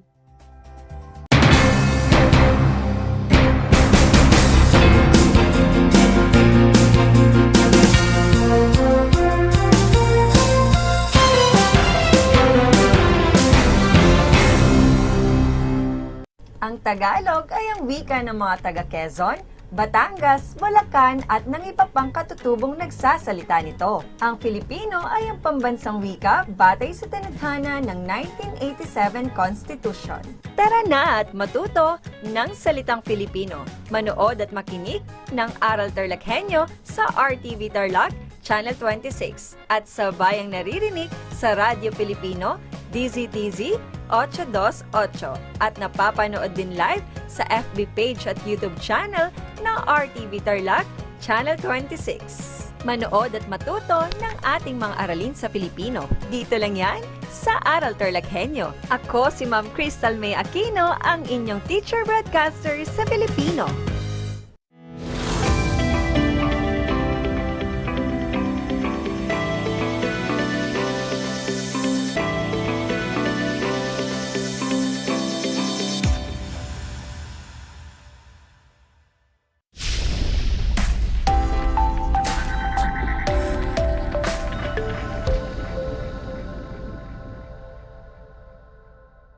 Magandang araw sa mga magigiliw naming mag-aaral sa ika-4 na baitang at magandang araw din sa inyo mga mahal naming mga magulang at tagapangalaga. Sumasa inyo ang Project Shine, Aral TarlakHenyo mula sa RTV Tarlac Channel 26 at sa bayang naririnig sa DCTC 828 Radyo Pilipino Tarlac at mapapanood din ito sa Facebook Live ng RTV Channel 26 at sa Converge Cable Channel 100. Ikinagagalak ko na kayo ay makasama ngayong araw. Ako ang inyong teacher broadcaster, Ginang Edna Y. Figueroa ng Pag-asa Elementary School, Bamban West District, na maghahatid sa inyo ng bago at makabuluhang kaalaman sa Filipino ng ika-4 na baitang. Handa na ba kayo mga bata? Bago natin simulan ang ating talakayan, inaasahan ko na kayo ay nasa maaliwalas na lugar at maayos na napapanood at naririnig ang ating broadcast. Pakihanda ang inyong mga learning activity sheets, papel at ballpen para masundan ninyo ang ating talakayan ngayong araw. At dahil wala tayo sa paaralan, gagabayan kayo ng inyong mga magulang o tagapangalaga para sa gawain natin sa araw na ito. Kung meron kayong mga katanungan at nais bigyan ng linaw, maaari ninyong gamitin ang ating chat box na makikita sa inyong screen sa ating Facebook live stream. Handa na ba kayong makinig at matuto mga bata? Ayos! Ako'y natutuwa at kayo'y handang-handa na. At dahil dyan, atin ang simulan ang ating bagong aralin. Halina at ating tuklasin. Ang ating tatalakayin sa umagang ito ay ang tungkol sa pagbibigay ng ibang pagwawakas ayon sa sariling saloobin o paniniwala. Pagkatapos mapakinggan ang episode na ito, kayo ay inaasahang na ipakikita ang pag-unawa sa pinanood sa pamamagitan ng pagbibigay ng ibang pagwawakas ayon sa sariling saloobin o paniniwala. Sa nakaraan nating pag-aaral, tinalakay natin ang kahulugan ng pangatnig at ang ilan sa mga halimbawa nito at ano nga ba ang kahulugan ng pangatnig? Magaling! Ang pangatnig ang tawag sa mga kataga o salitang ginagamit sa pag-uugnay ng dalawang salita, parirala, sugnay o pangungusap. Ito ay karaniwang ginagamit upang gawing malinaw o mayaman ang diwa ng pangungusap. Magbigay nga ng ilang halimbawa sa mga pangatnig. Tama! Ang ilan sa mga halimbawa ng pangatnig ay ngunit, subalit, sapagkat, saka, samantala, kahit, raw, daw, palibhasa, dahil sa, sapagkat, kasi, raw at daw. Piliin nga natin ang mga pangatnig sa mga sumusunod na pangungusap. Unang bilang, marami na akong natutunan, ngunit tila kulang pa ito. Nasaan ang pangatnig na ginamit? Ang ginamit na pangatnig ay ngunit, magaling mga bata. Pangalawang bilang, si Nena ay matalino, saka mapagbigay pa. Ano ang pangatnig na ginamit? Ang ginamit na pangatnig ay saka. Mahusay mga bata. Pangatlong bilang, nakakuha si Ben ng mataas na marka dahil sa kanyang pagsisikap. Ano ang pangatnig na ginamit? Magaling! Ang ginamit na pangatnig ay dahil sa. Lubos akong nagagalak dahil naunawaan ninyo ang nakaraan nating pag-aaral. Mga bata, nakapanood na ba kayo ng mga palabas sa telebisyon na ang kwento ay tungkol sa dalawang batang magkaibigan? Naging maganda ba ang wakas nito? Sa pagsisimula natin sa araling ito, nais ko muna kayong subukin. Makinig na mabuti sa teksto na ating babasahin na tungkol sa dalawang magkaibigan na sina Yoyong at Boyong. Narito ang teksto. Habang pauwi galing sa paaralan ang magkaibigang Yoyong at Boyong, ay nadaanan nila ang puno ng bayabas na hitik sa bunga. Nag-uunahan sila sa pag-akyat sa puno upang mamitas ng bunga nito. Bzzz, bzzz, bzzz. Narinig nilang ingay sa itaas.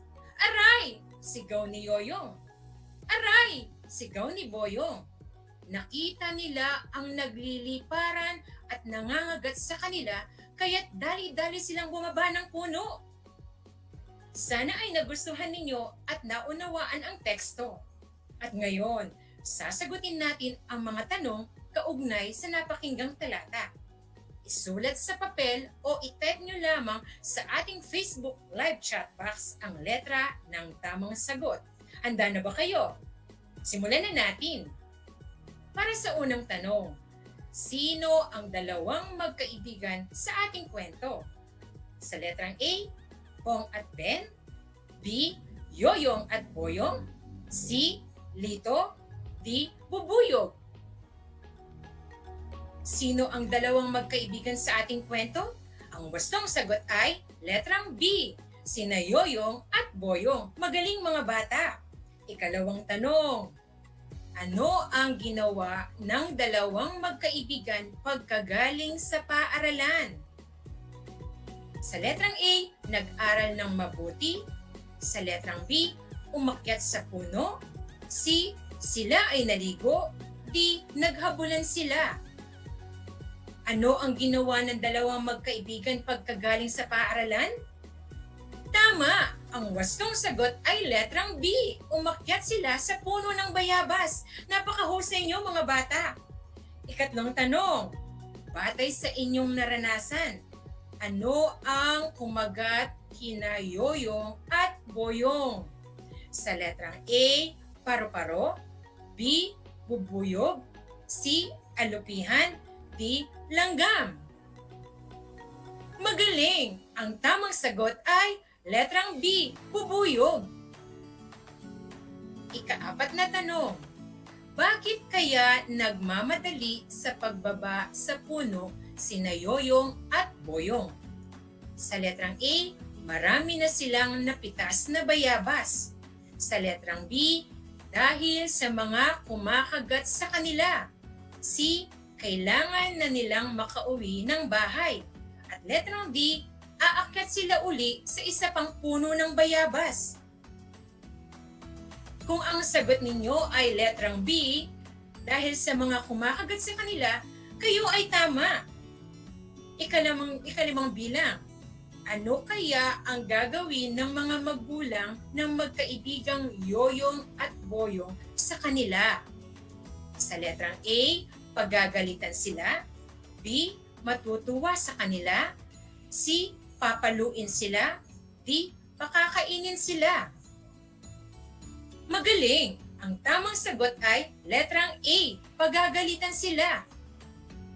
Nakuha ba ninyo ang mga tamang kasagutan? Kung oo, napakahusay. Binabati ko kayo. Ngayon ay tiyak na handang-handa na kayo sa ating bagong aralin tungkol sa pagbibigay ng ibang pagwawakas ayon sa sariling saloobin o paniniwala. Panoorin natin at unawain ang usapan ng magkaibigang Lindon at Roxanne. Yehey! May kuryente na! Sa wakas, mapapatinggan mo na sa radyo ang module para sa ito. Subalit, ano na kaya meron? Oo nga. Hindi pa raw tayo maaaring mag-face-to-face at papasok sa school. Kakamiss na rin talaga. Oo nga. Sabi ni nanay, dahil bumalik na ang kuryente pagkatapos ng 3 bagyong Hinta, Rolly at Ulysses, tuloy na ulit ang online classes natin. Maaari din daw tayo makinig ng aksyon sa radyo at TV. Kung gayon, kailangan talagang may kuryente sa bahay para makapakinig ng radyo at makapanood sa TV, maliban sa cellphone. Pero kung wala nito, mas mainam pa rin ang ibibigay ng mga module ni Ma'am Edna. Basta alam lang kung kailan kukunin at ibabalik ng ating mga magulang ang natapos nating module. Tama! Kailangan sumunod sa nais ng gobyerno bilang pag-iingat sa kalusugan natin. Oo nga, ito ay dahil sa COVID-19. Kailangan talaga natin ang pag-iingat. Kailangan natin manatili sa ating bahay upang sakit ay maiwasan.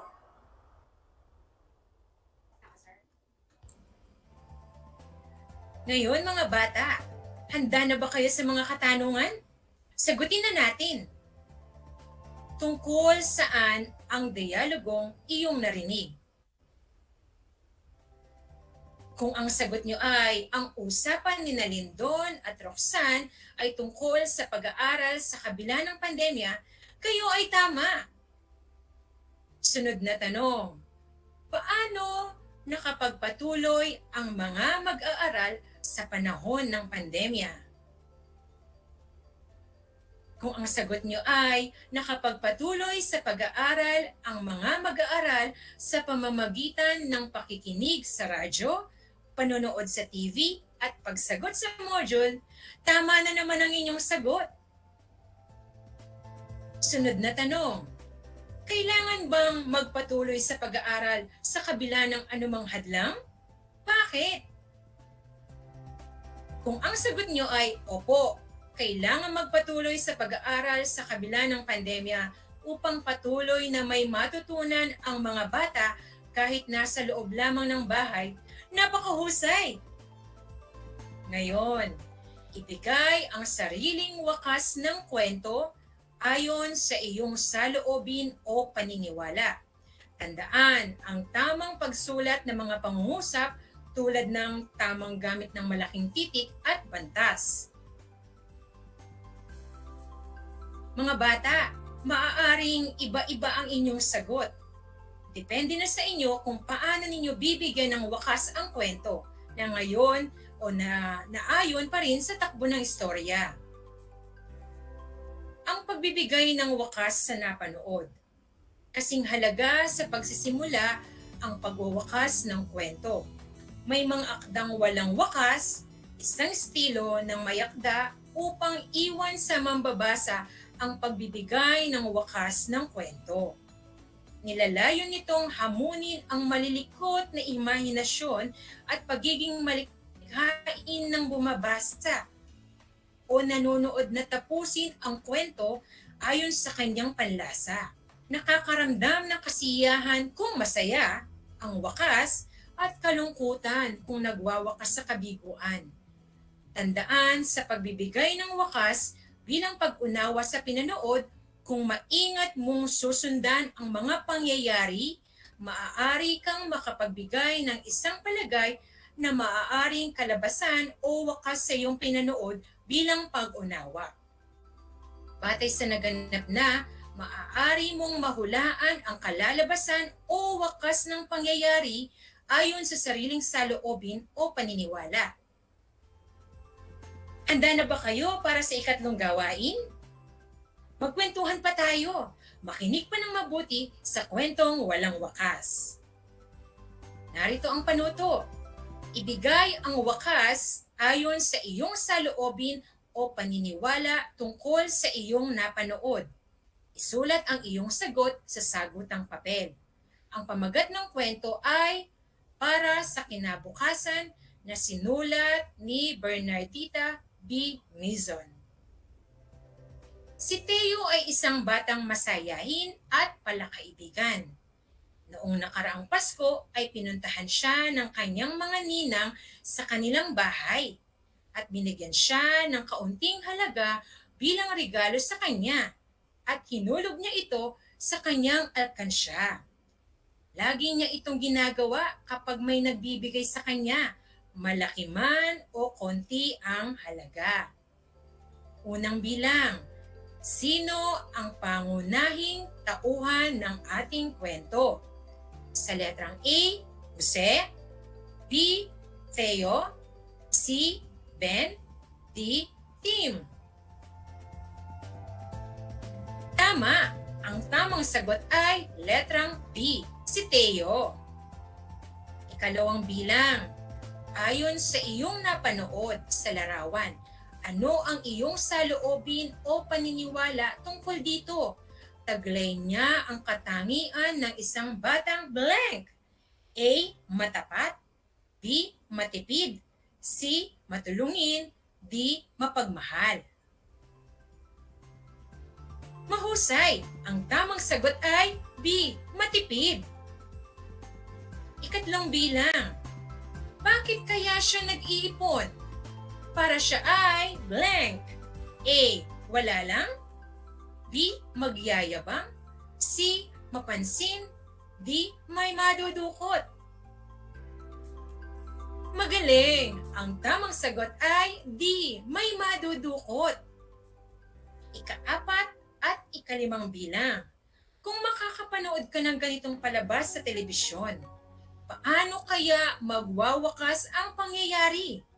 Ano ang iyong saloobin tungkol dito? Tama! Si Teo ay maaaring makapagtapos ng kanyang pag-aaral dahil sa kanyang magandang katangian na pagiging matipid at masino. Laging tatandaan, sa pagbibigay ng wakas ng isang kwentong binasa o napanood, mahalagang maunawaan ang lahat ng mga detalye sa kwento. Naunawaan niyo ba ang ating aralin ngayong araw? Magaling! Ako'y lubos na nagagalak at inyong naintindihan ang ating aralin. Ngayon naman, magkakaroon kayo ng isang maikling pagsusulit upang malaman natin kung talagang lubos ninyong naintindihan ang ating aralin. Ihanda ang sagutang papel at panulat.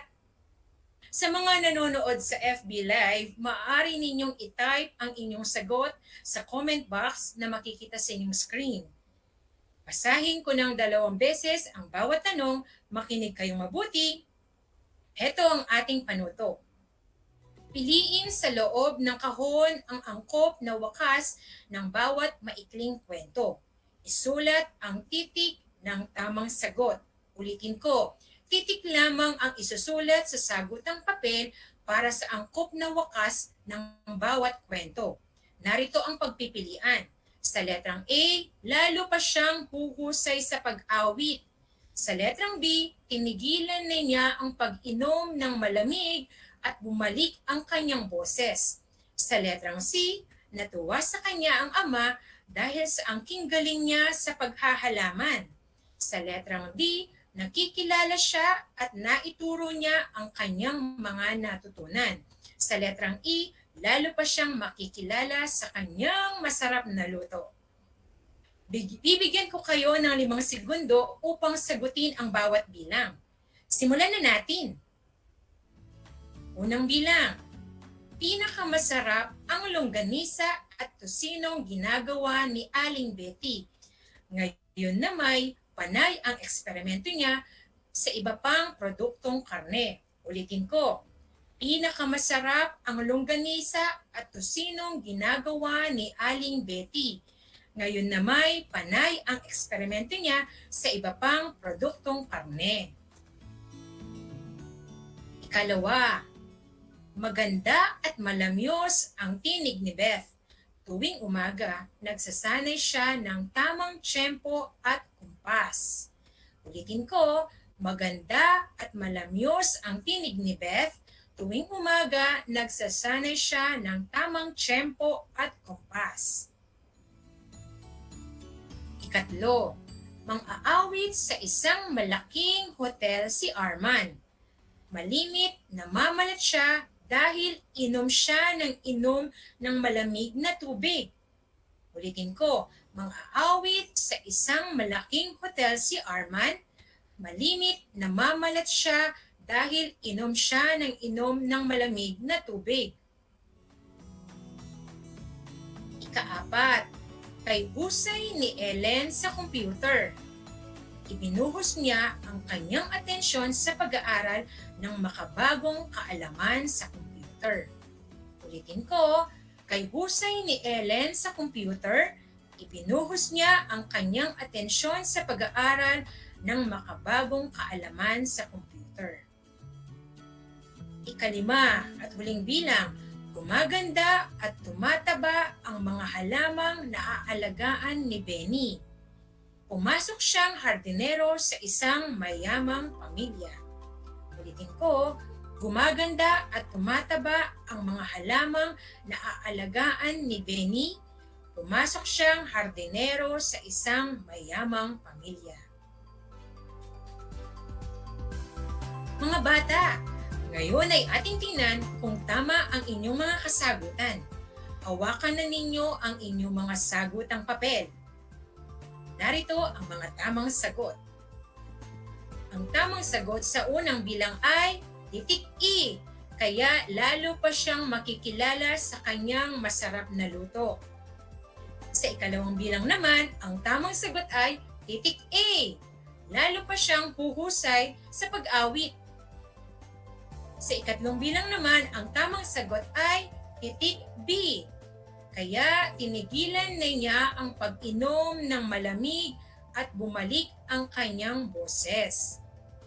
Sa ikaapat na bilang, ang tamang sagot ay titik D.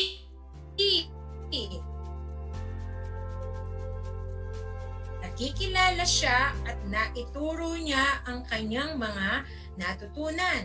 At sa ikalimang bilang, ang tamang sagot ay titik C. Natuwa sa kanya ang ama dahil sa angking galing niya sa paghahalaman. Tama ba ang inyong mga kasagutan? Sino sa inyong mga bata ang nakakuha ng score na 5? Magaling! Sino naman sa inyo ang nakakuha ng score na 4? Mahusay! Sino naman sa inyo ang nakakuha ng score na 3 pababa? Huwag kayong malulungkot. Makinig ng mabuti at paghusayan pa ang mga gawain sa susunod upang makakuha ng mataas na puntos. Napakahusay niyo mga bata! Para sa inyong karagdagang gawain, panoorin ninyo ang inyong nanay kung anong proseso o mga hakbangin ang kanyang ginagawa sa paglalaba. Isulat ang mga hakbang sa paglalaba at ang iyong saloobin o paniniwala hinggil sa prosesong kanyang ginawa. Ulitin ko, panoorin ang inyong nanay kung anong proseso o mga hakbangin ang kanyang ginawa sa paglalaba. Isulat ang mga hakbang sa paglalaba at ang iyong saloobin o paniniwala hinggil sa prosesong kanyang ginawa. Mayroon pa ba kayong ibang mga katanungan? Kung wala na kayong katanungan, binabati ko kayong lahat mga bata dahil sa pinakita ninyong galing sa ating aralin ngayong araw. At sa mga magulang po na patuloy na sumusubaybay sa kanilang mga anak, marami pong salamat.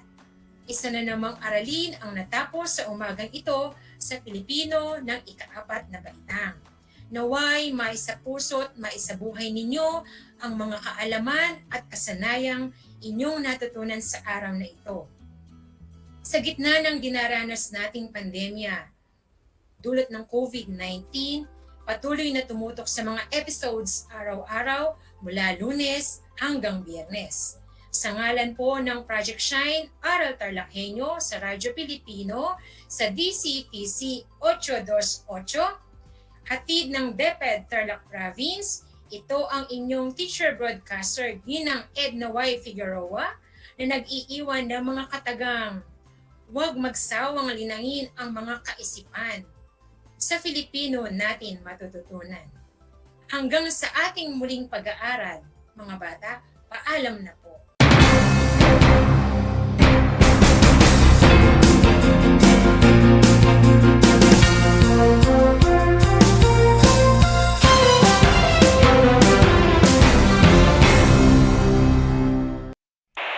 Bahagi mo Radyo Pilipino saan mang bahagi ng Pilipinas, saan mang bahagi ng mundo, anumang uri ng pamumuhay, kabahagi mo Radyo Pilipino. Radyo Pilipino sumasahimpapawid sa DWPR 1296 Dagupan, DZTC 828 Tarlac, DZLT 1188 Lucena, DZYM 1539 Mindoro, DWRL 1080 Legazpi, DWRN 657 Naga, DYRB 540 Cebu, DYRL 1035 Bacolod, DYRN 1134 Dumaguete, DXCO 1044 Cagayan de Oro, DXGS 765 General Santos, DXOC 1494 Ozamis, DXOW 981 Davao at Radio Filipino Podcast Center Manila. Ito ang kabahagi mo Radyo Pilipino, napapakinggan on air and online sa buong mundo sa pamamagitan ng www.radiopilipino.com. Impormasyong may kalidad at serbisyong may halaga. Kasama, katuwang, kapinoy, kabahagi mo, Radyo Pilipino. Radyo Pilipino.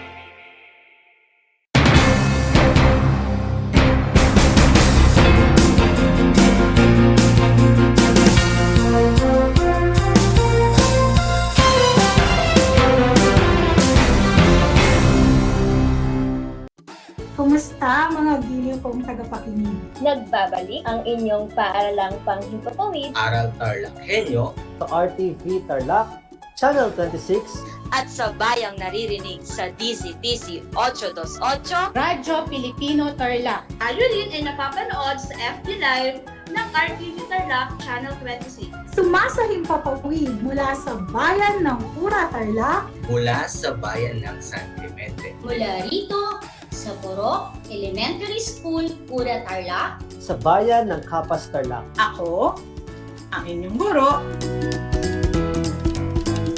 na maghahatid sa inyo ng makabuluhang pagtalakay sa ating aralin.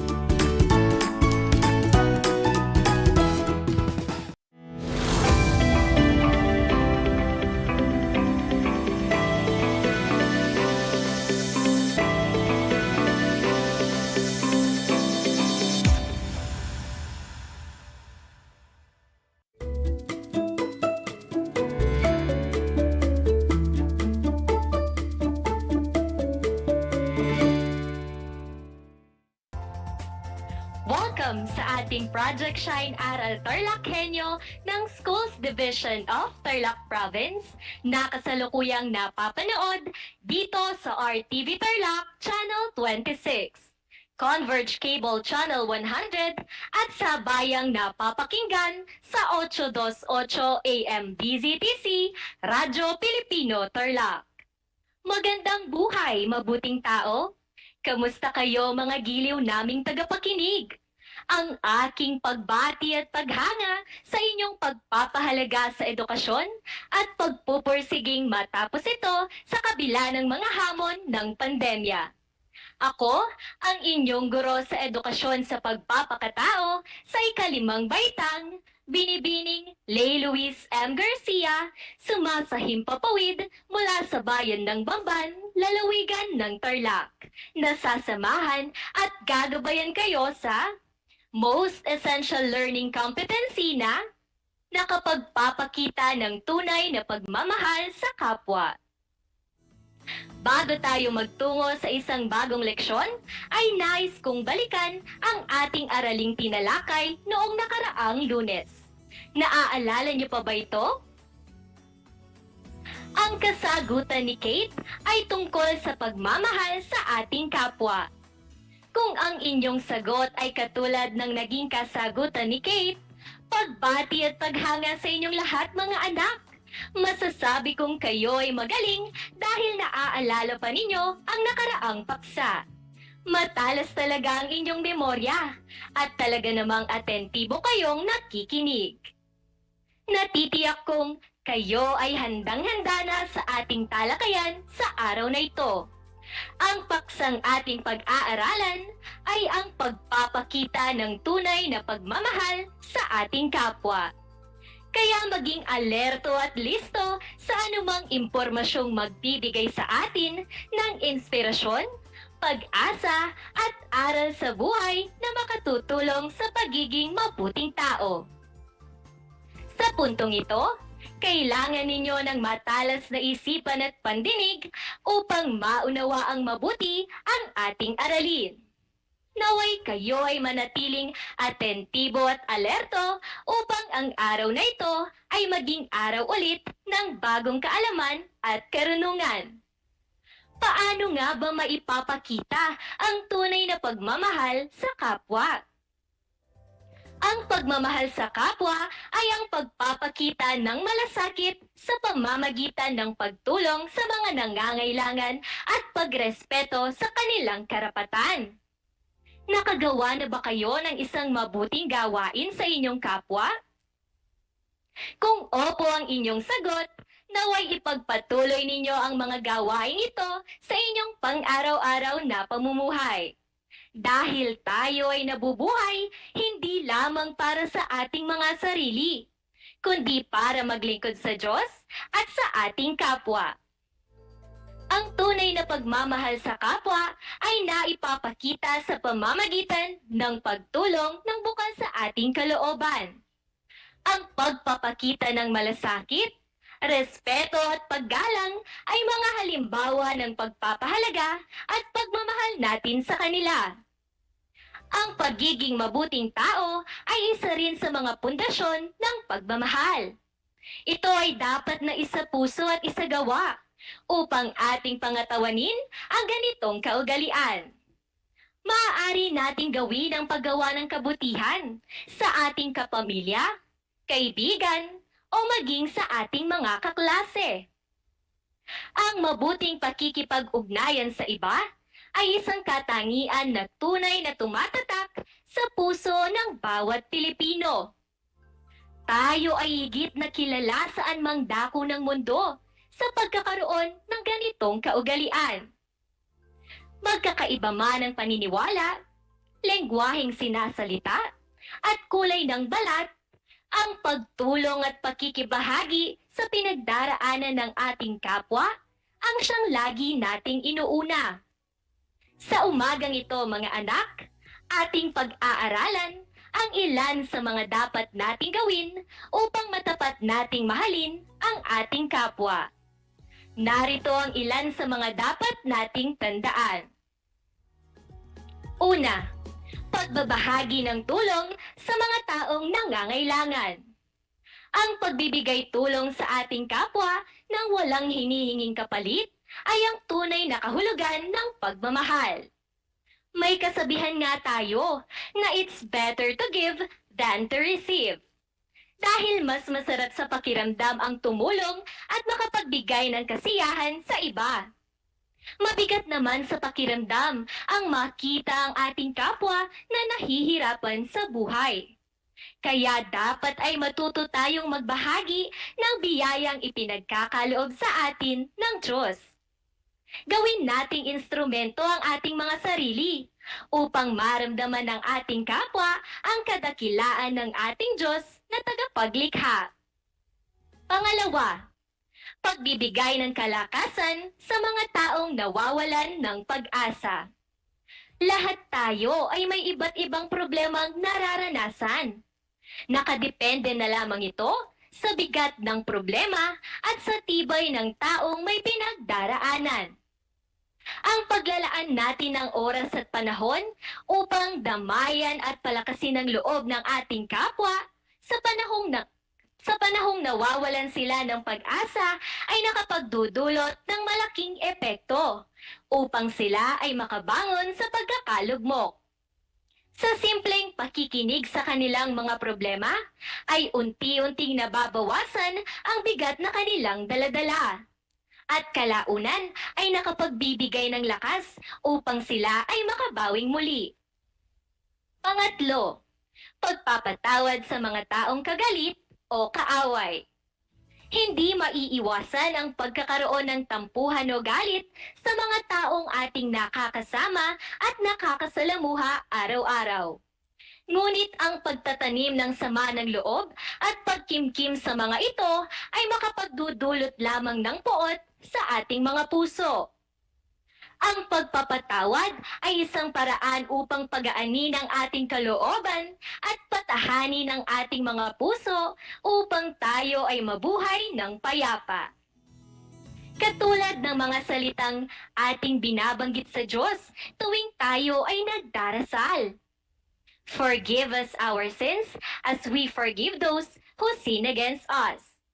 Kasabay ng ating paghingi ng tawad sa Diyos sa mga kasalanang ating nagawa ay ang pagpapatawad sa ating kapwa. Ito ang uri ng pagmamahal na itinuturo sa atin ng Diyos. Kaya naman ngayon pa lamang mga anak, kung kayo ay may mga katampuhan na kapamilya, kaklase o kaibigan, ito na ang panahon upang kayo ay humingi ng tawad at magpatawad. Pang-apat, pagrespeto sa paniniwala ng inyong kapwa. Sa ating paaralan, hindi natin maiiwasan ang pagkakaroon ng pagkakaibang paniniwala. Ang dapat nating gawin ay respetuhin natin ang paniniwala ng ating kapwa. Taliwas man ito sa ating kinalakihan at nakasanayan. Ito ay isang paraan ng pagpapakita ng ating pagmamahal sa kanila. Magkakaiba man ang ating paniniwala, ay magbubuklod-buklod pa rin tayong lahat sa pamamagitan ng pagmamahalan. Kaya ang dapat nating gawin ay magdamayan sa oras ng pangangailangan. Ito ang ilan sa mga gawain na dapat nating tandaan upang ating matutong mahalin ang ating kapwa. Kaya naman sa oras na ito mga anak, nais kong ibahagi sa inyo ang kwento ni Jill. Halina at pakinggan ang kanyang kwento. Si Jill ay kilala sa kanilang paaralan bilang isang mapagmahal na bata. Siya ay masunurin sa mga nakatatanda at matulungin sa mga kaibigan at kapatid. Isa si Jill sa mga batang nasasabik ng pumasok muli sa paaralan.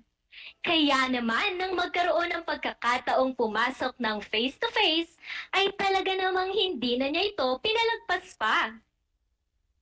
Nay, nasasabik na po kung pumasok ngayon sa unang araw ng klase namin.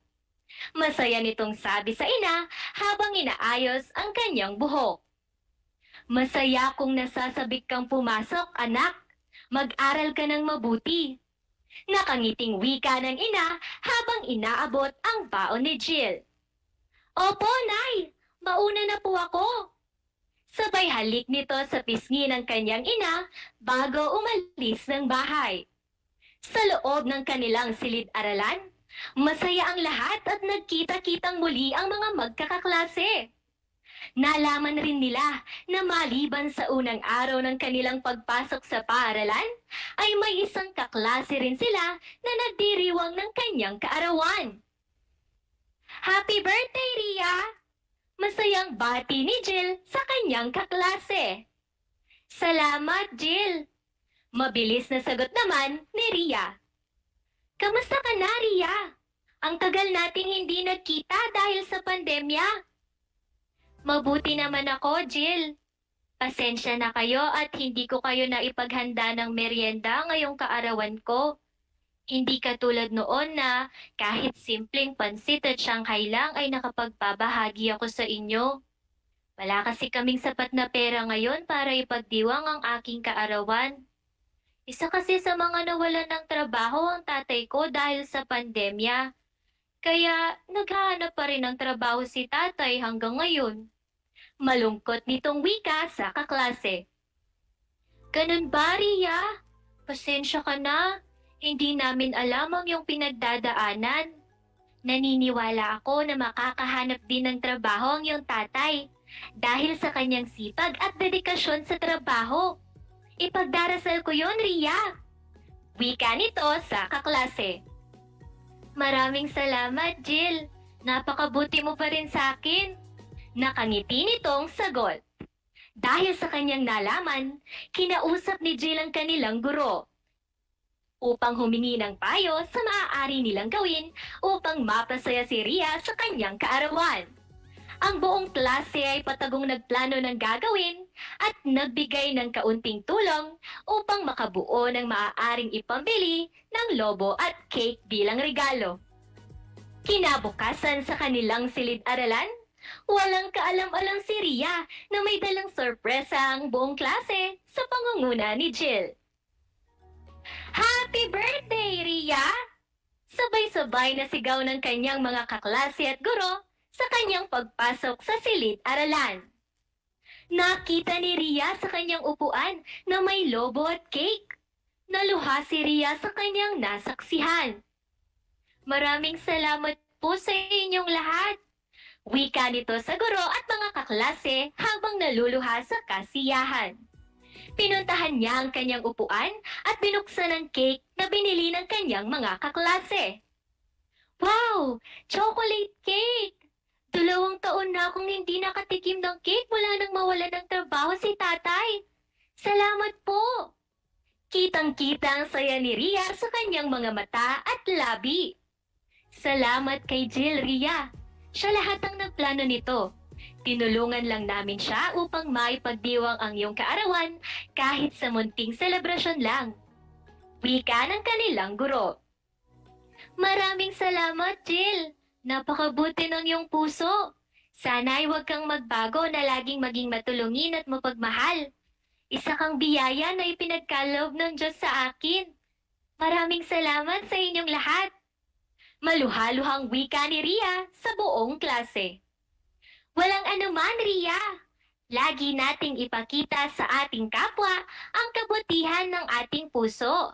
Sa pamamagitan nito, mapapasaya natin sila at maipapakita natin sa kanila na mahal natin sila. Sagot ni Jill. Tama iyon. Lagi nating iparamdam sa ating mga magulang, kapatid, kaklase at kaibigan na sila ay mahalaga sa atin.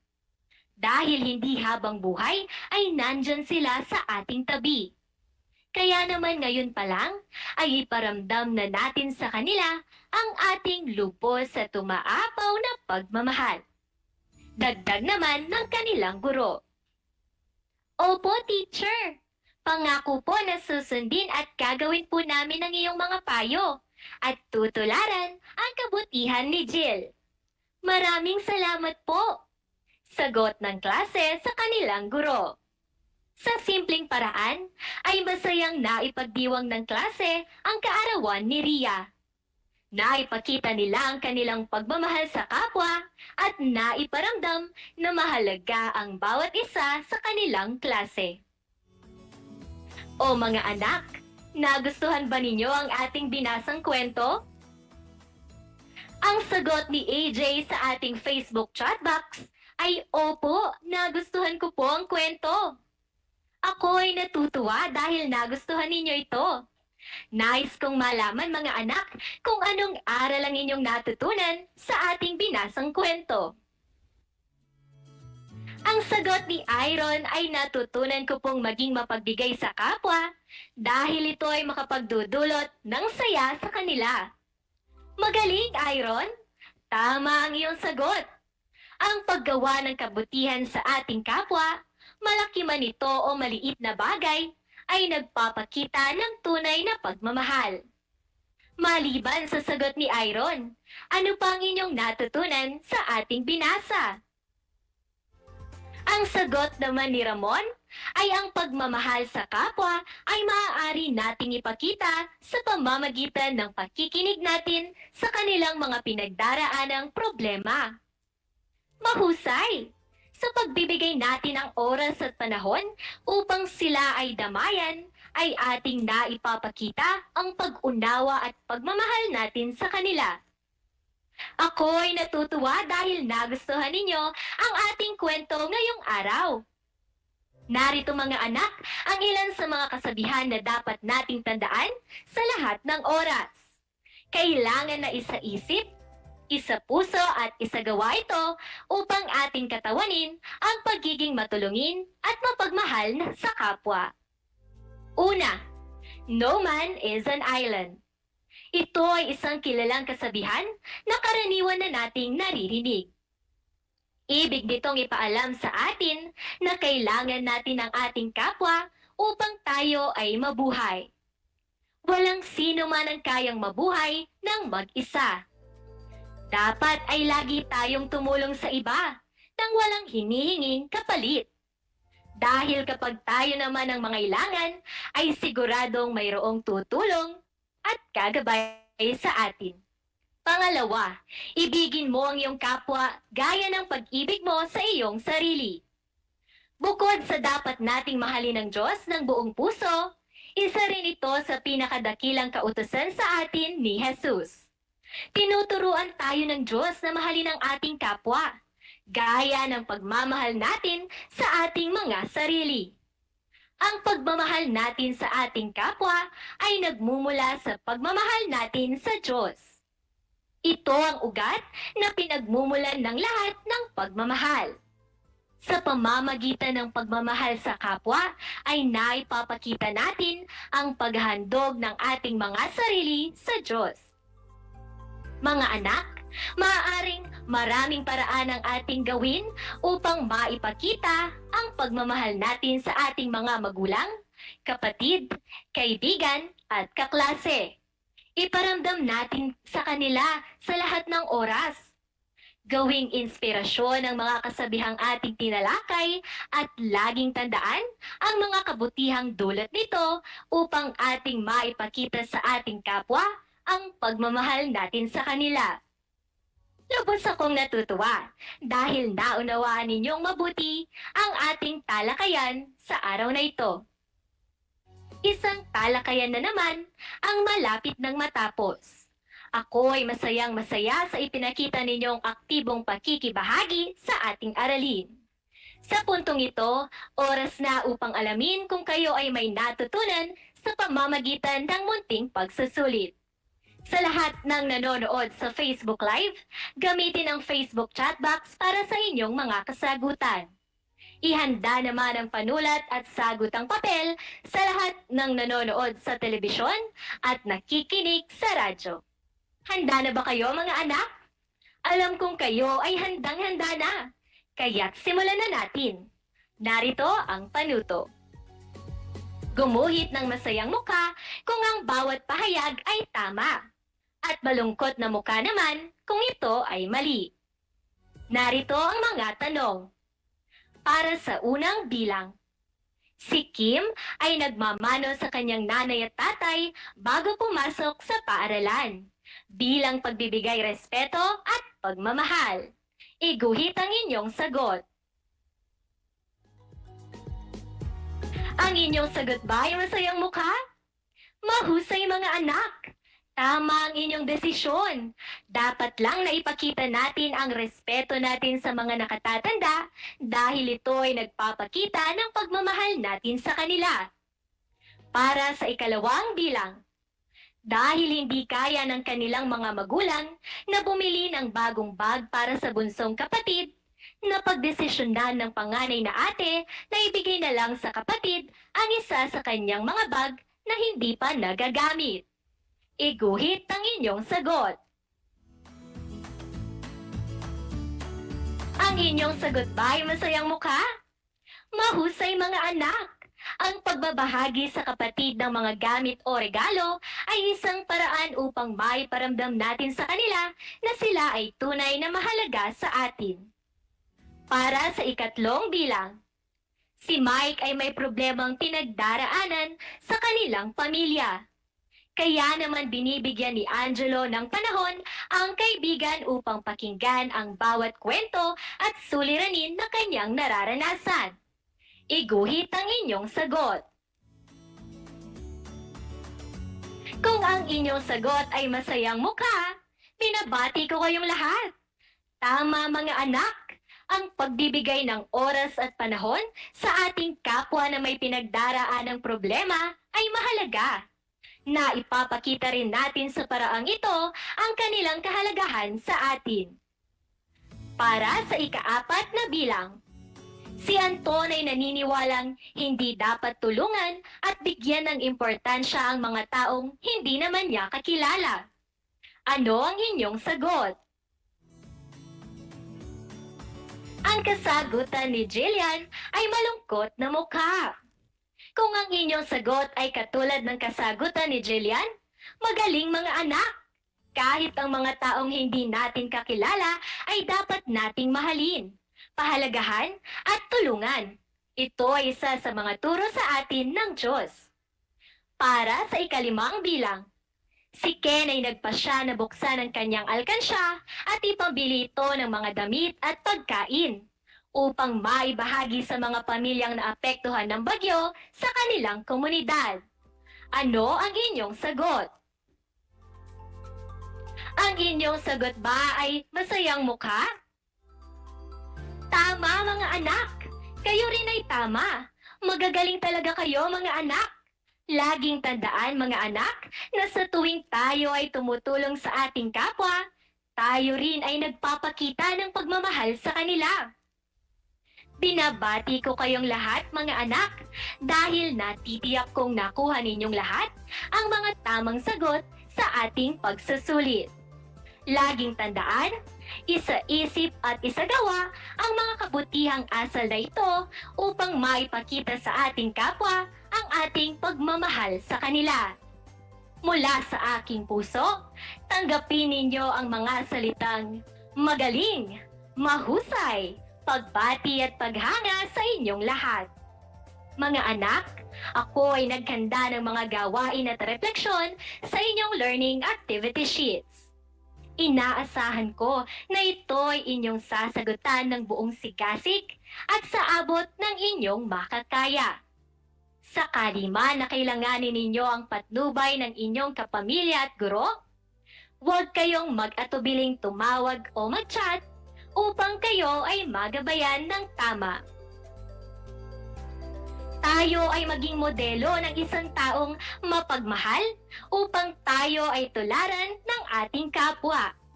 Isang talakayan na naman ang ating natapos sa araw na ito. Naway ang inyong mga natutunan ay maging instrumento upang kayo ay maging makadiyos, makatao, makakalikasan, at makabansa.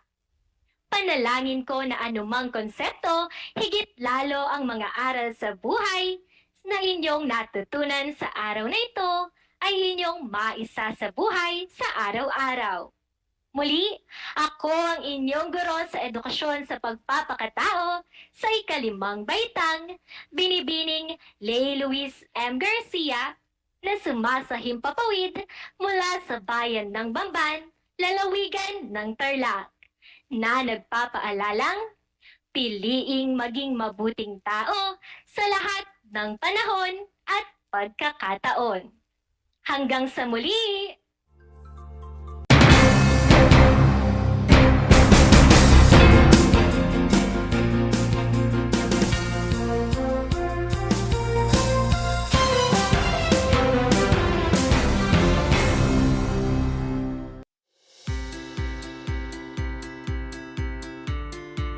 Upang matugunan ang mga kinakaharap na pagsubok ng mga guro at mag-aaral sa gitna ng kasalukuyang pandemya, nagsanib tulong sina Congressman Charlie Cojuangco ng unang distrito ng Tarlac, DEPED Region 3 Regional Director Dr. May B. Eclar at Tarlac Schools Division Superintendent Dr. Ronaldo Pozon para sa isang napapanahong proyekto na tinaguriang Project Shine, Aral TarlakHenyo. Ang mga mag-aaral ng Grade 4 at Grade 5, ganon din ang Grades 8 and 9 sa buong probinsya ng Tarlac, kasalukuyang sumasailalim sa radio-based instruction. Katuwang ang himpilang DZTZ 828 kHz AM at RTV Tarlac, Channel 26.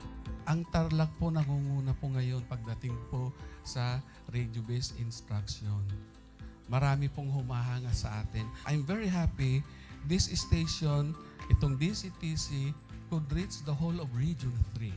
Hindi natin alam, we are contributing. We are creating a very big dent in the history of Philippine education. And I am proud. I am here in Tarlac. This is the noble cause of education in which you and I, without you knowing it, we are bound to do.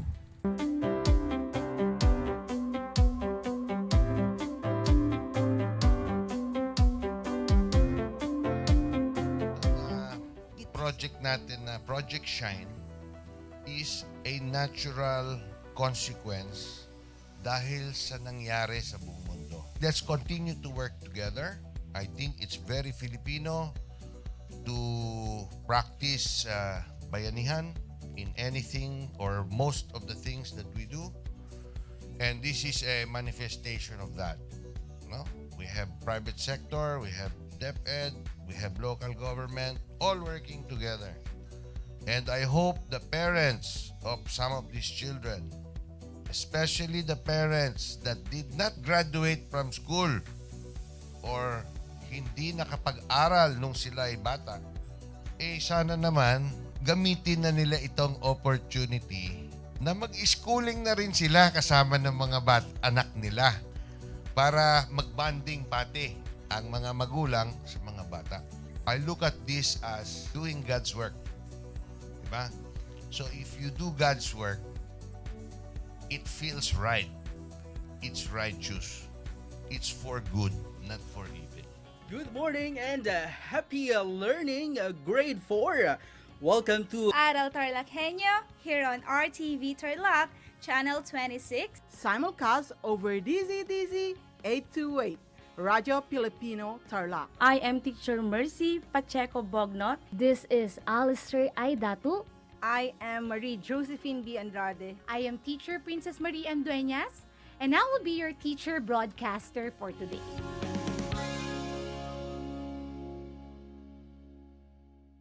Did you know that children learn more when they initiate an activity and are actively engaged in it? This is your science teacher broadcaster, Princess Diana L. Ronquillo for Aral TarlakHenyo. Let's learn science together on Aral TarlakHenyo. Catch us live every Monday to Friday from 8:30 a.m. to 5:30 p.m. Watch Aral TarlakHenyo on RTV Tarlac, Channel 26, simulcast over Radio Filipino, DZTC 828 kHz, and streamed live on FB page and YouTube channel of RTV Tarlac, Channel 26.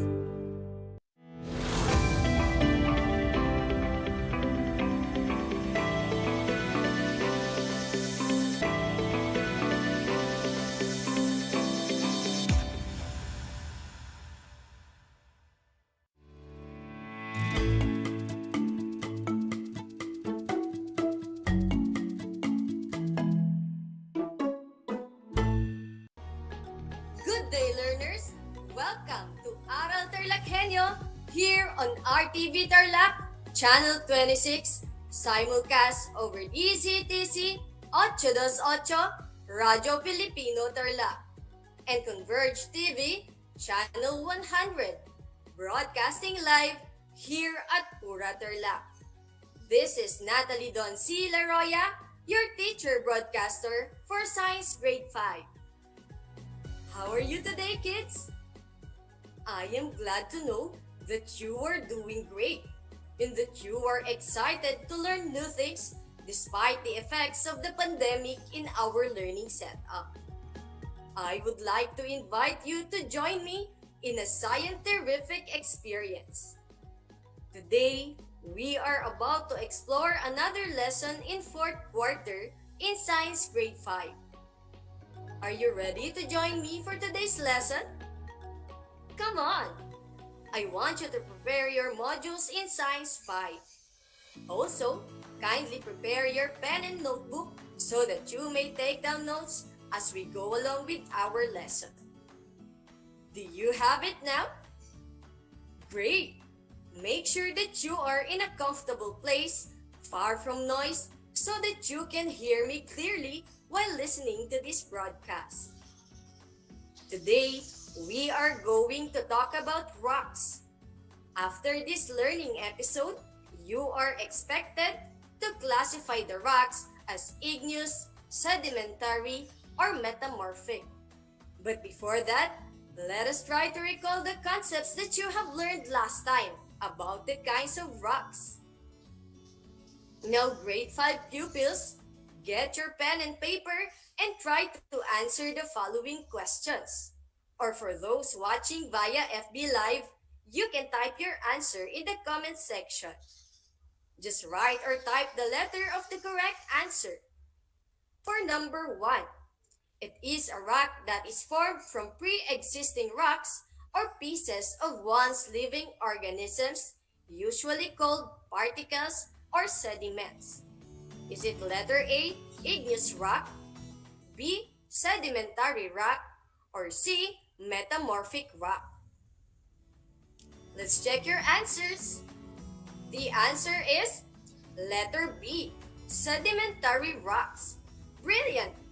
Sedimentary rocks are formed from pre-existing rocks or pieces of once living organisms. They form from deposits that accumulate on the Earth's surface. Sedimentary rocks often have distinctive layering or bedding. Let us now have the next question. It is a type of sedimentary rock that is made up of sand particles and rock grains cemented with some minerals. A, conglomerate, B, sandstone, or C, limestone. The answer is letter B, sandstone. Bravo! Sandstone is made of sand-sized particles and forms in many different depositional settings. Sandstones are one of the most common types of sedimentary rocks. Okay, let's move on to number 3. It is a rock that is formed when rocks that have been buried deep inside the earth undergo changes due to the intense heat and pressure in there. Is it letter A, igneous rock, B, sedimentary rock, or C, metamorphic rock? The answer is letter C, metamorphic rock. Cool!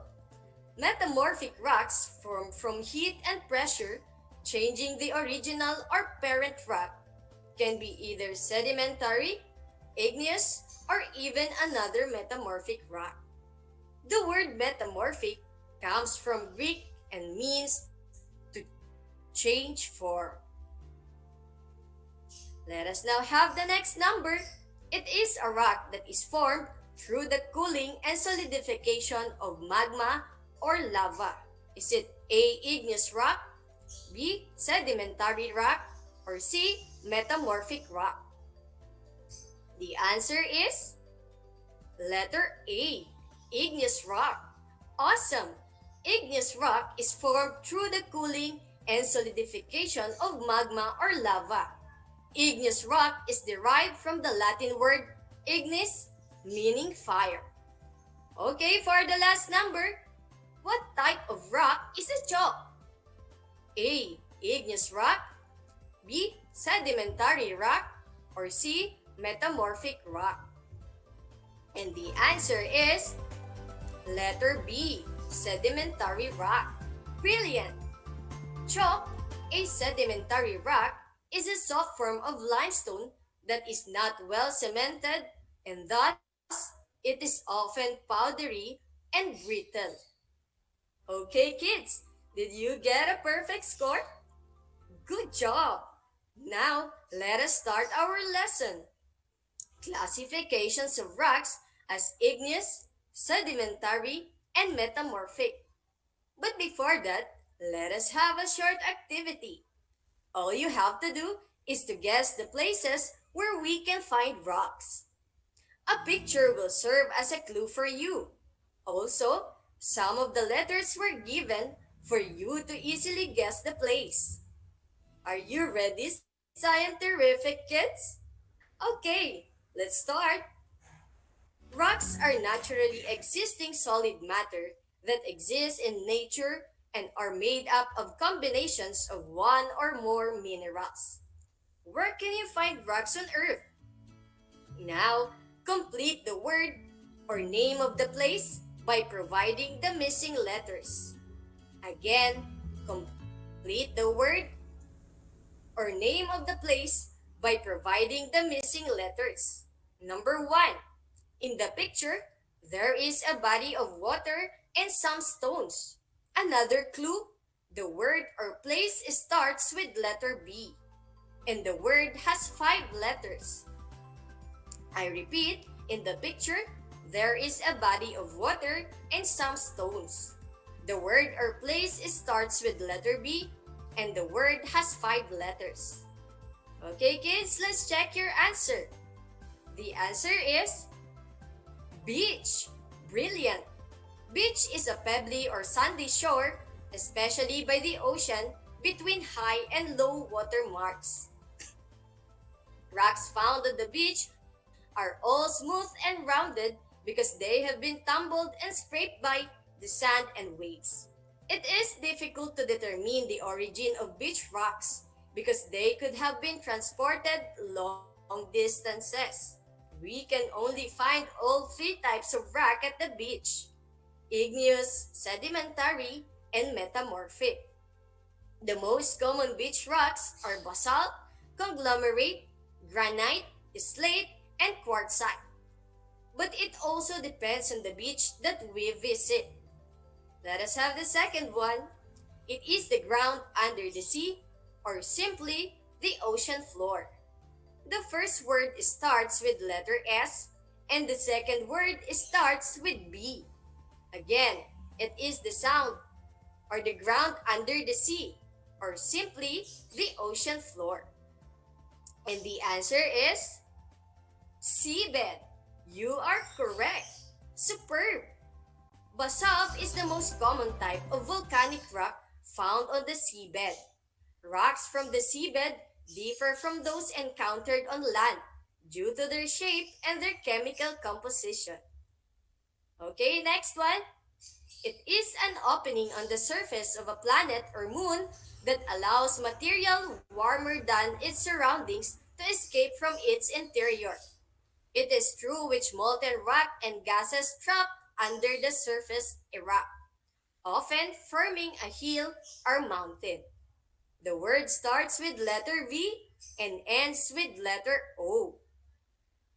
And the answer is volcano, or surrounding area of a volcano. Very good. Even a volcano is surrounded by rocks. When lava reaches the surface of the earth through volcanoes or through great cracks, the rocks that are formed from the lava, cooling and hardening, are called extrusive igneous rocks. Some of the more common types of extrusive igneous rocks are lava rocks, cinders, pumice, obsidian, and volcanic ash and dust. Let us have the next one. It is a natural opening in the earth large enough for human exploration, or it is natural void in the ground, specifically a space large enough for a human to enter.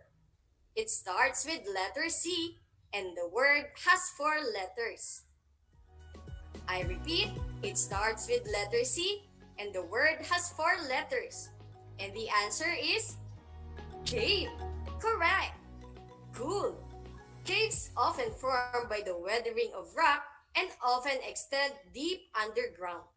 Such a cavity is formed in many types of rocks and by many processes. The largest and most common caves are those formed by chemical reaction between circulating groundwater and bedrock composed of limestone or dolomite. Let us have the last number. It is an elevated portion of the Earth's crust, generally with steep sides that show significant exposed bedrock. It starts with letter M. Again, it starts with letter M. And the answer is mountain. You are correct. Magnificent. Most mountains are composed primarily of sedimentary rock and metamorphic rock formed under high pressure and relatively low temperatures. Alright, kids, these are some of the places where you can find rocks. Now, let us discover more about rocks. Scientists who study the earth are called geologists. Geologists study about rocks and minerals, as rocks and minerals are the best examples to understand the evolution of Earth. Also, rocks tell geologists about what happened on Earth millions of years ago. Rocks and minerals also tell about what is there at the center of the Earth. Also, rocks tell us about the possible locations of volcanoes and which places can be centers of earthquakes. Rocks are categorized into three: igneous, sedimentary, and metamorphic. Let us learn more about them. Igneous rocks are formed through the cooling and solidification of magma or lava. There are two types of igneous rock: the intrusive igneous rocks and extrusive igneous rocks. There is magma that is hot molten matter present deep inside the Earth's surface. Sometimes this molten matter cools down, hardens, and forms rocks. These rocks formed inside the Earth's surface are called intrusive igneous rocks. Intrusive igneous rocks are made up of large crystals because the cooling of molten matter occurs at a slow rate below the Earth's surface. It is why large crystals are formed in intrusive igneous rocks. Examples of intrusive igneous rocks are gabbro rock, pegmatite rock, diorite rock, granite rock, and peridotite rock. When the molten matter or magma comes out of the Earth's surface by rupturing it, it is known as lava. This lava cools down and forms rocks. And rocks formed by cooling down of lava outside the Earth's surface are called extrusive igneous rocks. Extrusive igneous rocks have smaller crystals and are shinier.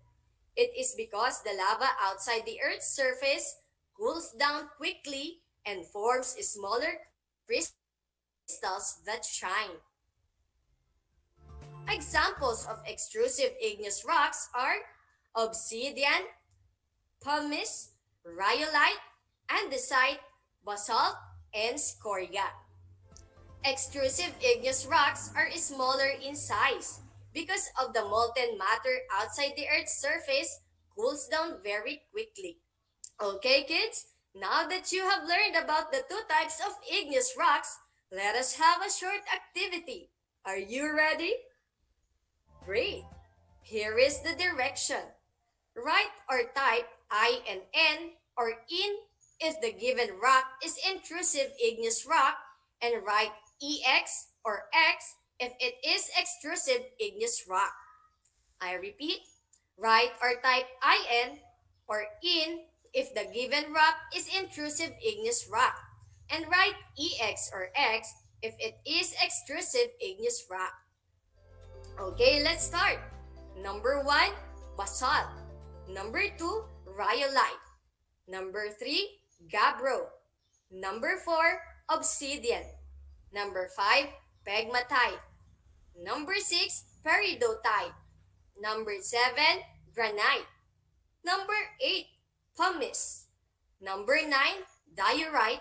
And number 10, scoria. Okay, kids, let's check your answers. The answers are, for number 1, basalt, EX or X for extrusive. Number 2, rhyolite, EX or X for extrusive. Number 3, gabbro, IN or IN for intrusive. Number 4, obsidian, EX or X for extrusive. Number 5, pegmatite, IN or IN for intrusive. Number 6, peridotite, IN or IN for intrusive. Number 7, granite, IN or IN for intrusive. And number 8, pumice, EX or X for extrusive. And number 9, diorite, IN or IN for intrusive. And number 10, scoria, the answer is EX or X for extrusive. Okay, kids, did you get everything right? Good job! Now, let us learn about the other two main kinds of rocks. Sedimentary rocks are made from sediments like particles of sand, shells, pebbles, and other rocks. Weathering causes rocks to wear out particle by particle.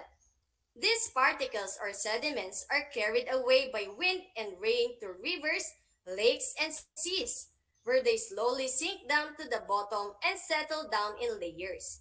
The weight of the sediments on top squeezes the sediments in the lower layers, thus forming rocks. And these rocks are called sedimentary rocks.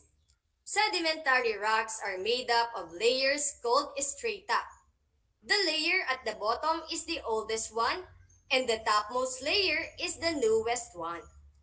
There are 6 main types of sedimentary rocks. These are conglomerate, sandstone, limestone, shale, gypsum, and breccia. Okay, kids, let us now learn about the metamorphic rocks. Sometimes, the sedimentary rocks and igneous rocks are trapped at a great depth beneath the Earth's surface. There is very high temperature and pressure of heat, and this extreme pressure and temperature make the rocks undergo physical and chemical changes called metamorphosis. And sedimentary or igneous rocks change to metamorphic rocks. These rocks have layers and they also shine like crystals. 2 examples of metamorphic rocks are gneiss and marble. Gneiss is a high-grade metamorphic rock, meaning that it has been subjected to higher temperatures and pressures. It is formed by the metamorphosis of granite or sedimentary rock. Gneiss displays distinct foliation representing alternating layers composed of different minerals, while marble is a metamorphic rock that forms when limestone is subjected to the heat and pressure of metamorphism.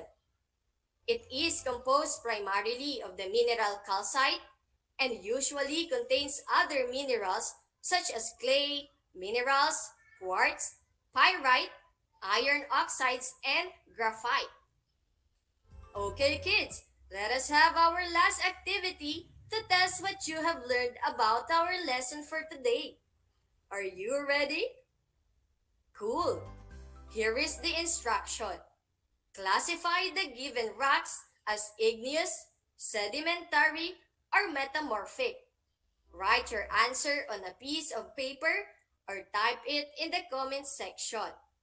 Again, classify the given rocks as igneous, sedimentary, or metamorphic. Write your answer on a piece of paper or type it in the comment section. Don't forget to put number on your paper to avoid confusion. Number 1, basalt. Number 2, marble. Number 3, sandstone. 4, limestone. Number 5, granite. Number 6, gneiss. Number 7, rhyolite. Number 8, conglomerate.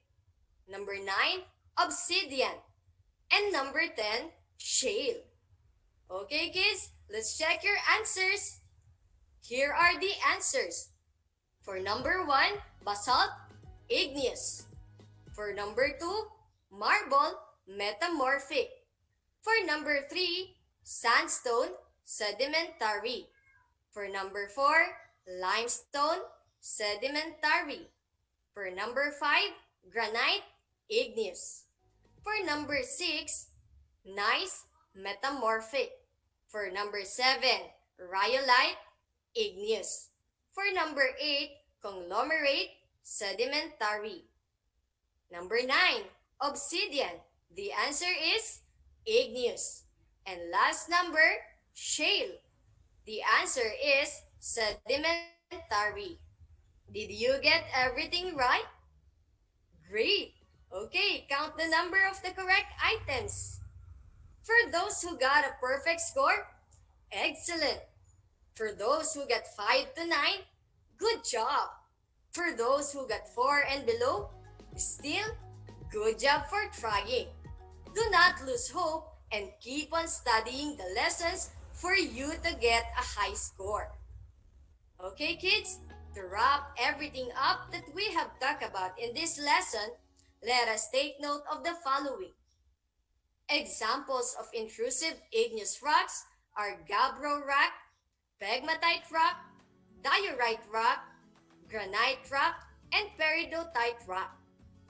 While examples of extrusive igneous rocks are obsidian, pumice, rhyolite, andesite, basalt, and scoria.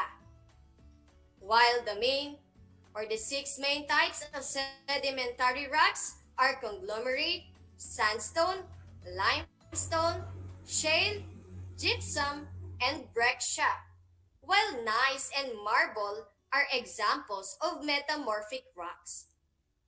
Now, scientific kids, I hope you learned a lot today. If you have queries about our lesson for today, just text me at my number 0966-7955-484. Again, if you have queries about our lesson for today, just text me at my number 0966-7955-484. This is Project Shine Aral TarlakHenyo, brought to you by the Department of Education, Division of Tarlac Province, in cooperation with DZTC 828 AM station and RTV Tarlac, Channel 26, and Converge TV, Channel 100. This is your science anchor teacher, Ma'am Natalie Don, wishing you a scientific day.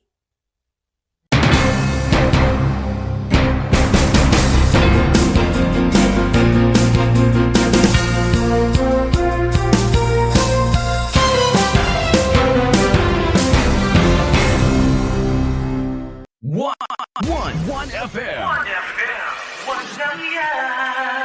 This is your one. My only one. One lang yan. The only one.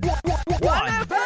96.1 Tarlac, 98.3 Lucena, 88.3 Legazpi, 96.1 Surigao, 95.9 Butuan, 92.1 Mindoro, 96.7 Tacloban, 99.3 Baler, 95.1 Puerto Princesa, Palawan. This is your one. Your only one. Your only one. One FM. Your only one FM. Wagi sa kalaman, kabahagi sa kaligtasan. Gana sa karaman kaparte sa seguridad. Analo at kakapatan, kabiyangan at kilalaban. Narito ang mga dapat gawin kapag may sunog. Kung nasusunog na ang bahay, lumabas agad. Huwag nang magsalba pa ng gamit. Tumawag agad sa fire department o humingi ng tulong sa mga kapitbahay. Takpan ang bibig at ilong upang hindi makalanghap ng usok. Maaari ring gumamit ng panyo o tuwalya. Kung hindi makalabas, pumunta sa anumang bagay na makakapukaw ng atensyon.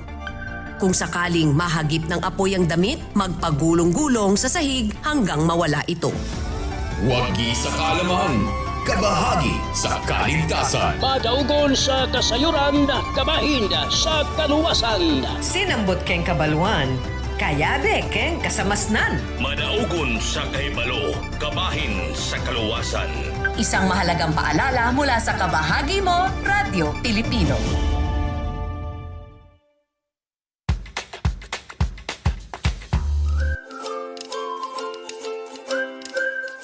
Alam niyo ba na ang jeep ay ang pinakasikat na uri ng transportasyon sa Pilipinas? May nagsasabi na ang pangalang jeep ay hango sa salitang jeepy na ang ibig sabihin ay general purpose or government purpose na naglalarawan ng military jeep na ginamit noong World War II. Pagkatapos ng digmaan, iniwan na ng mga sundalong Amerikano ang libu-libong jeep sa kalsada ng Maynila. Ang matibay at makulay na jeepney nga raw ay truly mestizo dahil sa half local at half foreign na katangian nito. Alam nyo na, yan ang jeepney. Good morning, grade 5 learners. How are you today? Welcome to Aral TarlakHenyo here on RTV Tarlac, Channel 26. Simulcast over DCTC, Radyo Pilipino, Tarlac. I am Sir Joshua Evaristo, your teacher broadcaster, aiming to give you another fun-filled learning experience, serving you with the different skills learned and have fun together. Multiply 1089 by 9, you will get an answer, the exact reverse, which is 9801. My name is JRP Duldulao, your teacher broadcaster on Aral TarlakHenyo. For more math trivia and answers to your math questions, catch Aral TarlakHenyo every Monday to Friday from 8:30 a.m. to 5:30 p.m. Learning math is so much fun!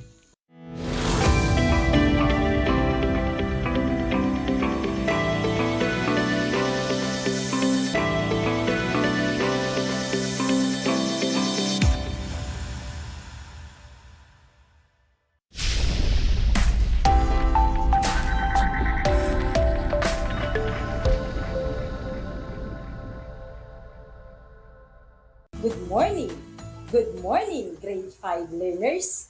Welcome to Aral TarlakHenyo here on RTV Tarlac Channel 26 and Converge Cable Channel 100. Simulcast over DZTC 828 Radyo Pilipino Tarlac. I am Teacher Eunice Ayarsenas, your teacher broadcaster for Mathematics Grade 5. Broadcasting live from Herona, Tarlac. And I will be with you as we make the most out of our discussion today. Are you ready, grade 5 learners? Okay then, prepare the things that we will use during our discussion. Make sure that you are in a comfortable place so that you can listen properly and attentively for today's episode. Please prepare your pencil or your ball pen, your paper or notebook, your learner's material, the 21st Mathletes file. Also, don't forget to bring your water bottle beside you to be hydrated. Let's begin. Our lesson for today is about solving routine and non-routine word problems involving the area of a circle. Are you ready? Last time, Teacher Jasper discussed about the area of a circle. Here's my question. What is the formula in finding the area of a circle? Can you recall? Fantastic! Area of a circle is equal to pi times radius squared. The estimated value of pi is equal to 3.14 and r stands for radius. Now, let's have a review activity. In this activity, all you have to do is to listen to every question carefully. Solve, then select the correct answer and write on your answer sheet. If you are watching live on Facebook, please feel free to comment your answer. Are you ready? Find the area of a circle with a diameter of 8 centimeters. Use pi is equal to 3.14. A, 50.24 square centimeters. B, 52.24 square centimeters. I will give you 10 seconds to answer. Your timer starts now.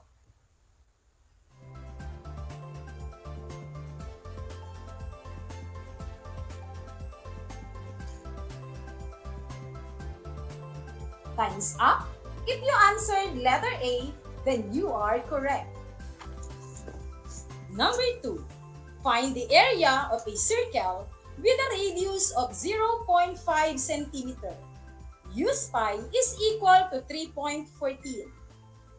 A, 0.785 square feet. B, 0.785 square feet. I will give you 10 seconds to answer. Your timer starts now.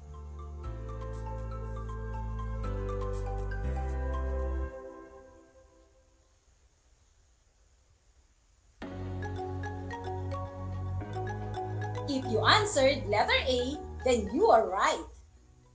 Let's move on to item number 3. Find the area of a circle with a radius of 3 square units. Use pi is equal to 3.14. A, 28.26 square units. B, 28.2 square units. I will give you 10 seconds to answer.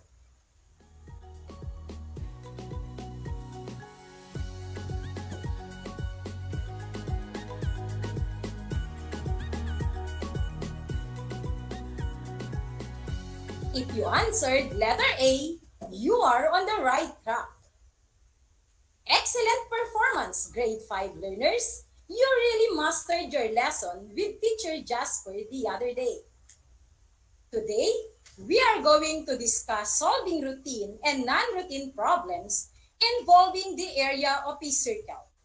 Before we go further with our lesson, let's discuss first what is routine and non-routine problems. When we say routine problem, it's a translation problem in which you can write an equation and there is an immediate solution. While a non-routine problem is a problem in which that requires analysis and insights into known principles of mathematics. In order to solve routine and non-routine problems, do you still remember the acronym UPSC? Step 1, U stands for understand. Under this, you have to answer the questions, what is asked in the problem? What are the given facts? What is the hidden question if there is? Step 2, P. P is for plan. Make a plan. Under this, you have to answer the questions, what strategy can you use to solve the problem? And what is the number sentence or the formula you can use to find the answer? Step 3, S. S stands for solve. This time, you will carry out the plan. Using the formula, solve the problem. This will show your solution to the problem. And finally, step 4, C for check. Check if your answer is correct. Again, always remember the acronym UPSC. Understand, plan, solve, and check. Now, let's have our first example on routine problem. The bottom of a circular swimming pool with a diameter of 30 feet is made up of green tiles. How many square feet is that? How are we going to solve this problem? Yes, you are right. We are going to use the 4-step plan. Step 1, understand. What is asked in the problem? Fantastic! The number of square feet. The next question will be, what are the given facts? We should know the given facts. The given facts in this problem is 30 feet the diameter of the circular swimming pool. Alright, we already understand the problem. Let's proceed to the next step. Step number 2. We are going to make a plan. Under this, you have to answer the questions. What strategy can you use to solve the problem? In this problem, we are going to solve for the area of a circular swimming pool. Do you know the formula in finding the area of a circle? Then think, what is the formula in finding the area of a circle? Can you tell? Yes, correct. The formula in finding the area of a circle is equal to pi times radius squared. The estimated value of pi is equal to 3.14 and r stands for radius. Alright, we have already a plan. The next step is to carry out the plan then solve. We are going to use the formula A is equal to pi times radius squared. What is the estimated value of pi? Yes, correct. The estimated value of pi is 3.14. What is the radius of the circular swimming pool if the diameter is 30 feet? If you answered 15 feet, you are correct. Since the diameter is equal to radius or divide the diameter by 2, then we are going to raise 15 to the power of 2. So let's solve. Bring down 3.14. Multiply by 15 feet to the power of 2 or 15 feet times 15 feet is equal to 225 square feet. The product of 225 square feet and 3.14 is 706.5 square feet. Therefore, the bottom of a circular swimming pool is 706.5 square feet. We already solved the problem. The next step is check. Go back to your computation. Check if the given dimension is properly substituted to the formula. Area of a circle is equal to pi times radius squared. Radius is equal to 3.14. Radius is equal to 15 feet. Check also the flow of the computation. 3.14 times 15 feet times 15 feet. 3.14 times 225 square feet. The area of a circular swimming pool is 706.5 square feet. Can you follow, kids? Great! Let's move on to example number 2, non-routine problem. Cassie draws a circle inside a square piece of paper whose area is 100 square centimeters. She makes sure that the circle touches each side of the square. What is the area of the circle? How are we going to solve the problem? Let's follow the steps in solving word problem in order to solve the problem. Step 1, understand. What is asked in the problem? You are right. It is asking for the area of a circle. The next question will be, what are the given facts? If you answered area of a square is 100 square centimeters, fantastic. What is the hidden question if there is any? Yes, there is. Then what is the hidden question? Excellent. The hidden question is the square root of the area of a square. Let's move on to step number 2. Make a plan. What strategy can you use to solve the problem? We will use an illustration to analyze the problem. It is said that Cassie draws a circle inside a piece of paper, and it is asking for the area of a circle. What is the formula in finding the area of a circle? Good job! A is equal to pi times radius squared. So we need the radius in order for us to get the area of a circle. But the only given is the area of a square, which is 100 square centimeters. It is said in the problem that the circle touches its side of the square, as you can see in the illustration. This means that the side of the square is equal to the diameter of the circle. As we all know that the diameter is 2 times radius, or radius is 1/2 diameter. Can you still follow, kids? Okay then, let's continue.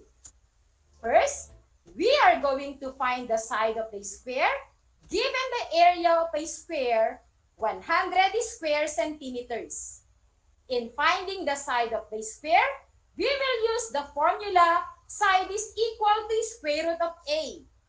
Since the area of the square is side times side, getting the square root means getting the factor that is a perfect square, or a number that when multiplied by itself equals the area of the square.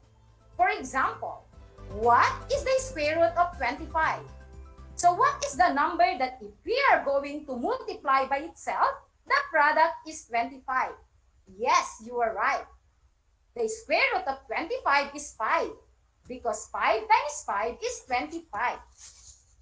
Going back to our problem, the area of a square is 100 square centimeters. What number do we need to multiply by itself to get 100 as the product? 10 is the number. Therefore, 10 centimeters is the square root of 100 square centimeters. Because 10 centimeters times 10 centimeters is equal to 100 square centimeters. Therefore, the side of the square is 10 centimeters. We already know that the side of the square is 10 centimeters. Therefore, that the diameter of the circle is 10 centimeters. Now, we can solve the area of the circle. Using the formula A is equal to pi times radius squared. So what is the radius of the circle if the diameter is 10 centimeters? Yes, you are right. The radius of the circle is 5 centimeters. Since the diameter is 10 divided by 2 is equal to 5 centimeters. Let's substitute the given in the formula. Pi is equal to 3.14. Multiply by 5 centimeters the radius. Then we will raise 5 to the power of 2. Area is equal to 3.14 times 5 to the power of 2. Area is equal to 3.14 times 5 centimeters times 5 centimeters. Area is equal to 3.14 times 25 square centimeters. Therefore, the area of the circle is 75.5 square centimeters. Step 4, check. Go back to your computation. Check if the given dimension is properly substituted to the formula. Area of a circle is equal to pi times radius squared. Pi is equal to 3.14. Radius is equal to 5 centimeters. Check also the flow of the computation. A is equal to 3.14 times 5 centimeters times 5 centimeters. A is equal to 3.14 times 25 square centimeters. The area of a circle is 78.5 square centimeters. How are you getting along, kids? I hope you can follow the steps in solving word problem. Let's proceed on example number 3. Let's read the word problem together. The diameter of the tambourine is 12 inches. Find the area of its surface. Use pi is equal to 3.14. Step 1. Understand. What is asked in the problem? That's right. The answer is the area of the surface. Next question will be, what are the given facts? 12 inches is the diameter of the tambourine. Step number 2. Make a plan. Under this, you have to answer the questions. What strategy can you use to solve the problem? In this problem, we are going to solve for the area of the surface. What formula are we going to use? You are right. We will use the formula of the area of a circle. Area of a circle is equal to pi times radius squared. The estimated value of pi is equal to 3.14 and r stands for radius. We discovered that in solving for the area of a certain circle, we need to find out the measure of its radius. But since in the particular problem, we are given the diameter, we only have to divide 12 by 2. So 12 divided by 2 is equal to 6. We are now ready to proceed to step number 3. Step 3, solve. Now, substituting the value to the formula. Area is equal to pi times radius squared. Area is equal to 3.14 times 6 to the second power. Area is equal to 3.14 times 36 square inches. Area is equal to 113.04 square inches.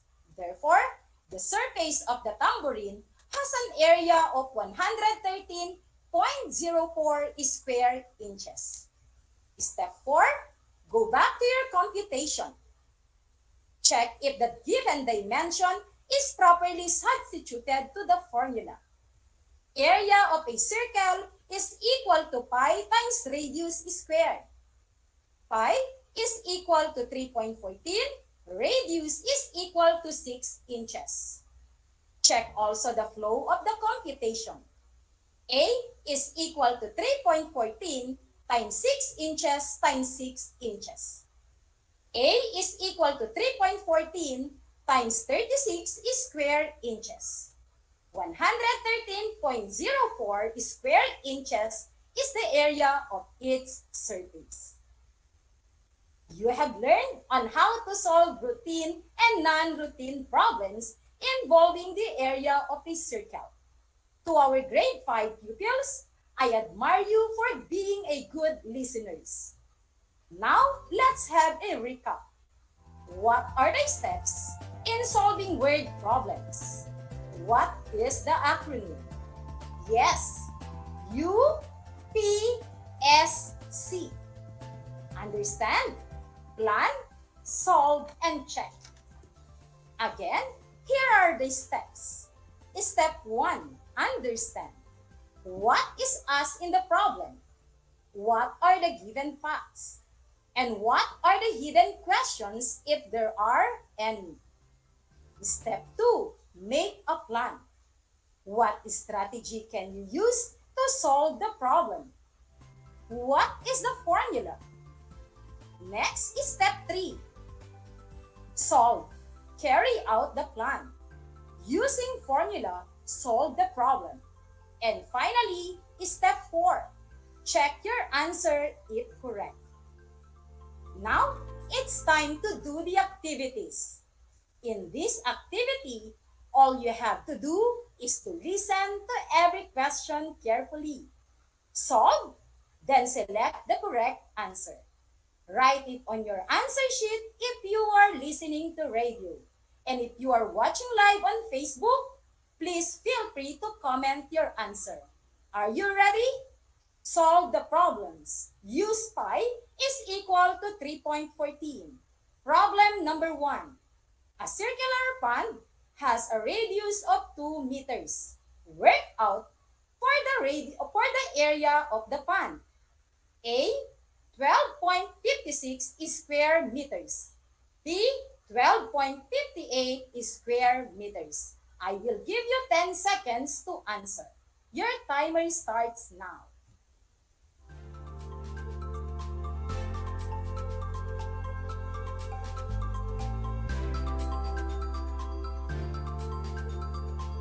Time's up. If you answered letter A, then you are correct. Problem number 2. Roy digs a 14 meters wide circular in his garden. What is the area of his hole? A. 153.86 square meters. B. 153.87 square meters. I will give you 10 seconds to answer. Your timer starts now.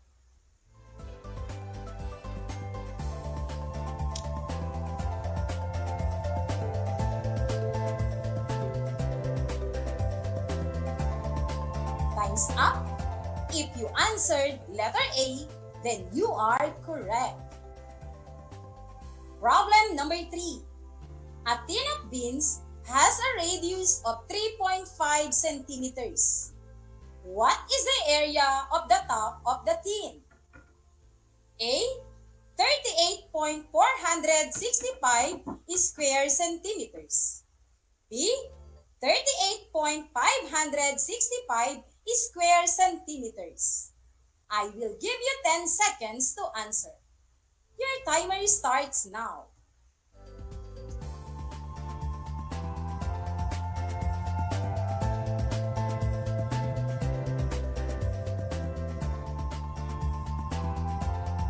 Time's up. If you answered letter A, then you are correct. Brilliant performance, grade 5 learners. You really mastered your lesson. Congratulations, kids! You did a great job today. That's it for now.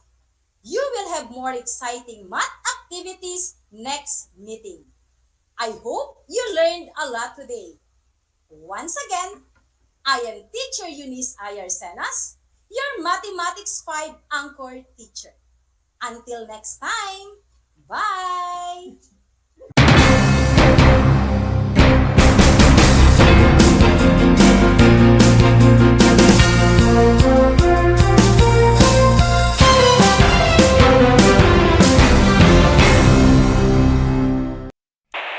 Bahagi mo Radyo Pilipino saan mang bahagi ng Pilipinas, saan mang bahagi ng mundo, anumang uri ng pamumuhay. Ito ang Kabahagi mo Radyo Pilipino, napapakinggan on air and online sa buong mundo sa pamamagitan ng www.radiopilipino.com. Impormasyong may kalidad at serbisyong may halaga, kasama katuwang Kapinoy. Kabahagi mo Radyo Pilipino. Radyo Pilipino.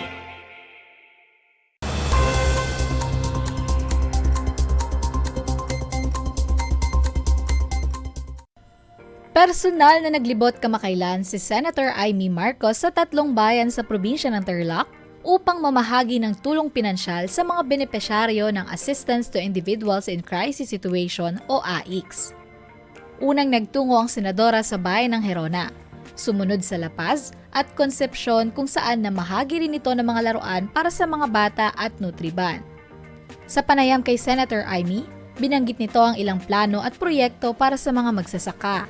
Sa Pangasinan, nabalitaan ko na sa wakas nag-umpisa na yung tinatawag na Rice Tarification Fund.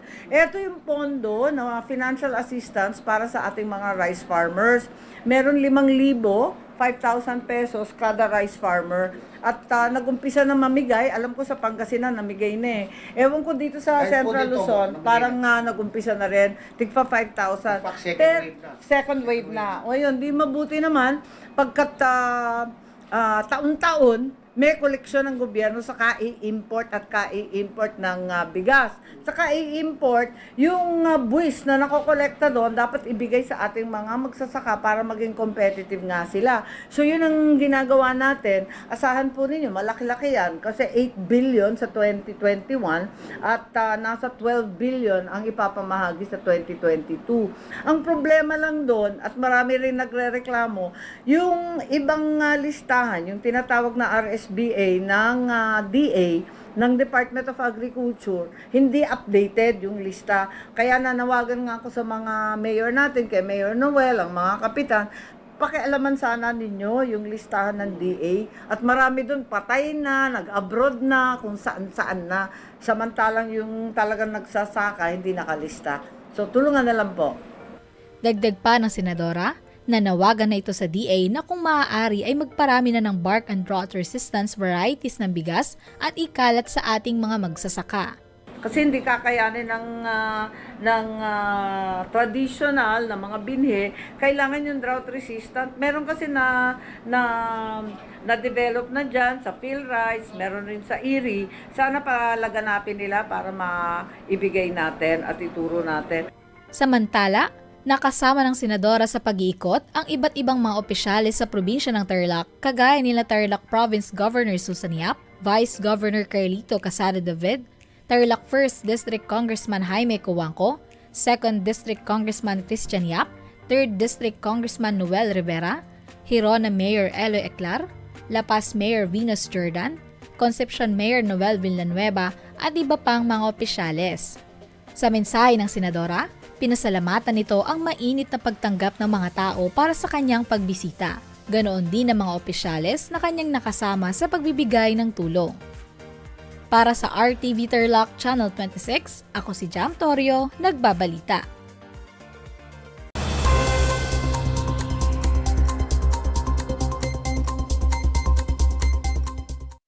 Kumusta mga giliw kong tagapakinig? Nagbabalik ang inyong paaralang panghimpapawid, Aral TarlakHenyo, sa RTV Tarlac, Channel 26, at sa bayang naririnig sa DZTC 828, Radyo Pilipino Tarlac. Tayo rin ay napapanood sa FB Live ng RTV Tarlac Channel 26. Sumasahimpapawid mula sa bayan ng Pura Tarlac, mula sa bayan ng San Clemente. Mula rito, sa Purok Elementary School, Pura Tarlac, sa bayan ng Kapas Tarlac. Ako, ang inyong guro,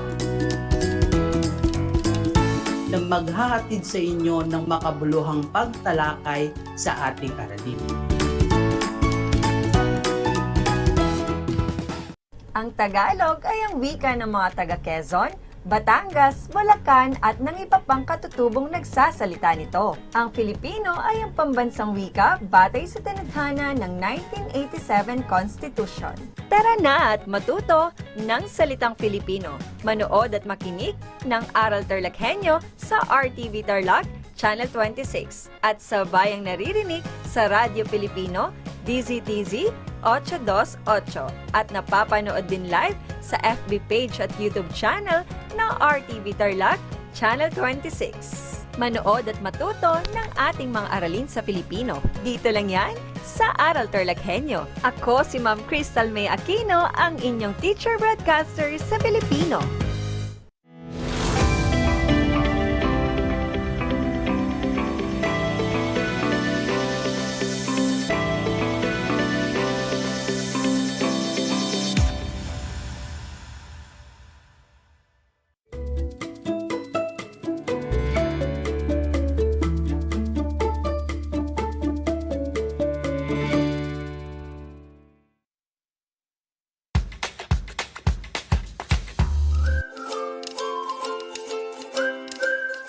Alam niyo ba na ang jeep ay ang pinakasikat na uri ng transportasyon sa Pilipinas?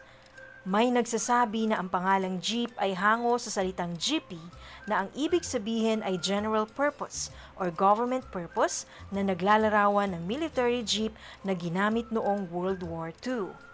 Pagkatapos ng digmaan, iniwan na ng mga sundalong Amerikano ang libu-libong jeep sa kalsada ng Maynila. Ang matibay at makulay na jeepney nga raw ay truly mestizo dahil sa half local at half foreign na katangian nito. Alam nyo na, yan ang jeepney. Good morning, grade 5 learners. How are you today? Welcome to Aral TarlakHenyo here on RTV Tarlac, Channel 26. Simulcast over DCTC, Radyo Pilipino, Tarlac. I am Sir Joshua Evaristo, your teacher broadcaster, Aiming to give you another fun-filled learning experience, serving you with the different skills learn and have fun together. Ang Tagalog ay ang wika ng mga taga Quezon, Batangas, Bulacan at ng iba pang katutubong nagsasalita nito. Ang Filipino ay ang pambansang wika batay sa tinadhana ng 1987 Constitution. Tara na at matuto ng salitang Filipino. Manood at makinig ng Aral TarlakHenyo sa RTV Tarlac, Channel 26 at sa bayang naririnig sa Radyo Pilipino, DZTZ 828 at napapanood din live sa FB page at YouTube channel ng RTV Tarlac, Channel 26. Manood at matuto ng ating mga aralin sa Filipino. Dito lang yan sa Aral TarlakHenyo. Ako si Ma'am Crystal May Aquino, ang inyong teacher broadcaster sa Filipino.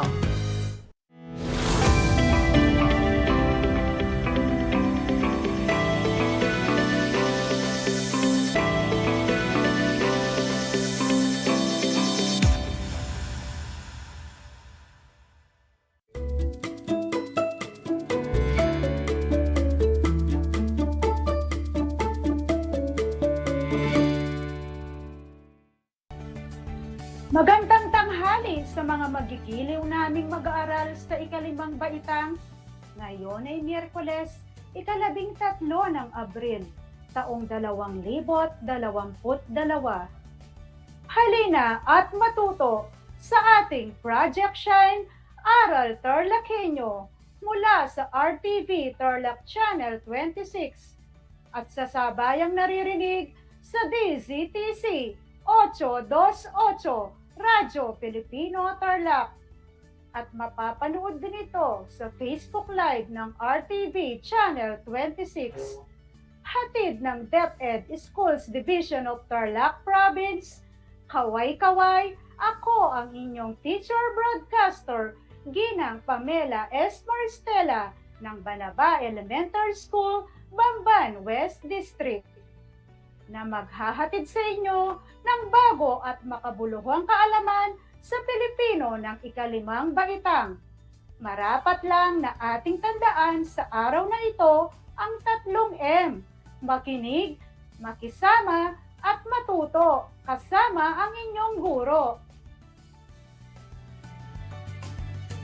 Bago natin simulan ang ating talakayan, inaasahan ko na kayo ay nasa maaliwalas na lugar at maayos na napapanood at naririnig ang ating broadcast.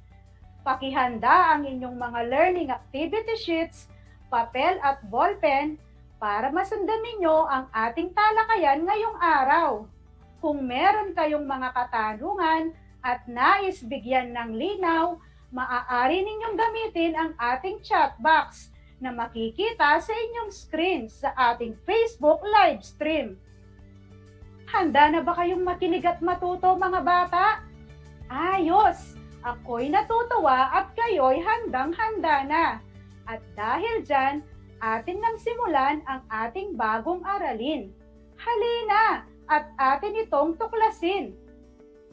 Ang ating tatalakayin sa tanghaling ito ay ang tungkol sa nasasabi, ang simuno at panaguri sa pangungusap. Pagkatapos mapakinggan ang episode na ito, kayo ay inaasahang masasabi ang simuno at panaguri sa pangungusap.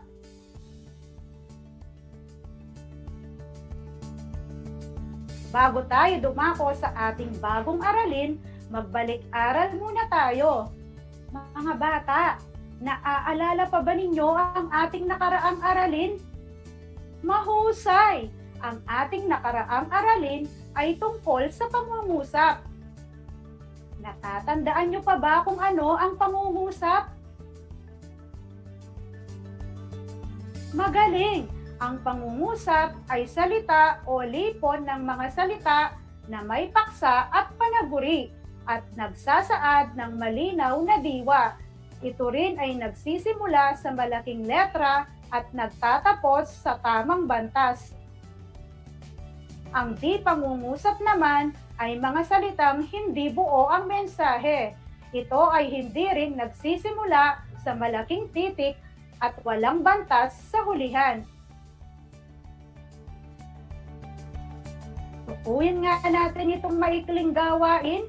Kung natatandaan nyo pa kung ano ang pangungusap, isulat o i-type nyo lamang sa ating Facebook Live chat box kung ang mga sumusunod ay pangungusap P o di pangungusap DP. Handa na ba kayo? Babasahin ko ng 2 beses ang mga katanungan. Simulan na natin. Una, maagang umalis si nanay para mamalengke. Maagang umalis si nanay para mamalengke. Tama, ito ay P o pangungusap. Pangalawa, nagdilig ng halaman. Nagdilig ng halaman. Magaling! Ito ay DP o di pangungusap. Pangatlo, ang mga Pilipino ay kilala sa pagiging masiyahin sa buhay. Ang mga Pilipino ay kilala sa pagiging masiyahin sa buhay. Tama! Ito ay P o pangungusap. Pang-apat, masayang dumalo si Ana sa kaarawan ng kanyang kaibigan. Masayang dumalo si Ana sa kaarawan ng kanyang kaibigan. Tumpak! Ito ay P o pangungusap. Panglima, maging masinop. Maging masinop.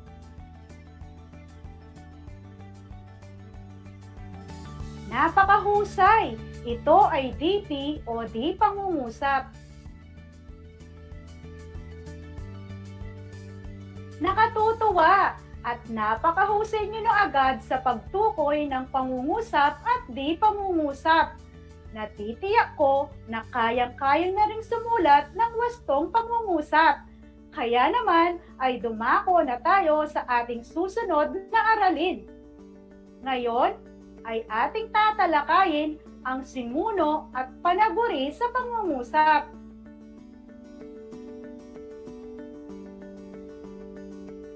Handa na ba kayo?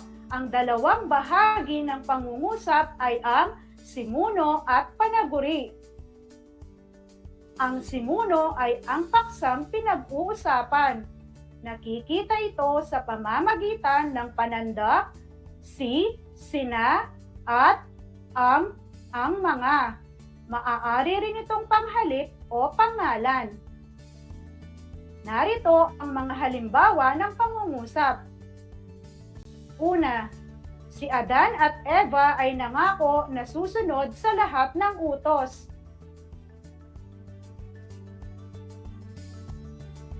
Ang simuno sa pangungusap ay ang nakasalungguhit na si Adan at Eva dahil ito ay ang paksang pinag-uusapan. Pangalawa, ang halamanan ng Eden ay napapaligiran ng iba't ibang uri ng halaman.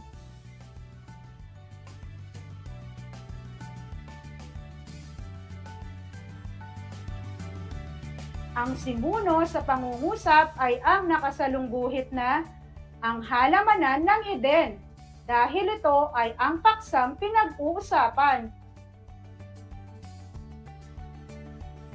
Panghuli, ipinagbabawal na kainin ang bunga ng punong kahoy.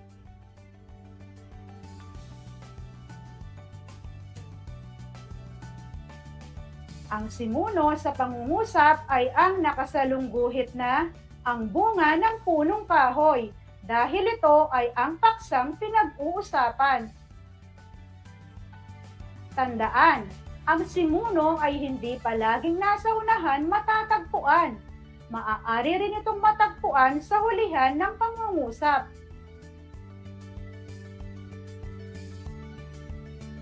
Para naman sa ikalawang bahagi ng pangungusap, ito ay ang panaguri.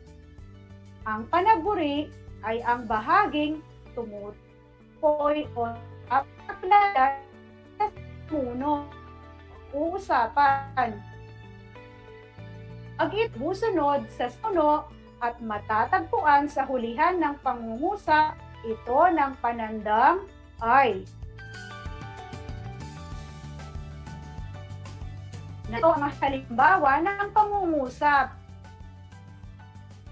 Una, si Adan at Eva ay nangako na susunod sa lahat ng utos. Si Adan at Eva ay nangako na susunod sa lahat ng utos. Ang panaguri sa pangungusap ay ang nakasalungguhit na ay nangako na susunod sa lahat ng utos. Ay ang panaguri sa pangungusap dahil ito ang bahaging tumutukoy sa simuno. Pangalawa, ang halamanan ng Eden ay napapaligiran ng iba't ibang uri ng halaman. Ang halamanan ng Eden ay napapaligiran ng iba't ibang uri ng halaman.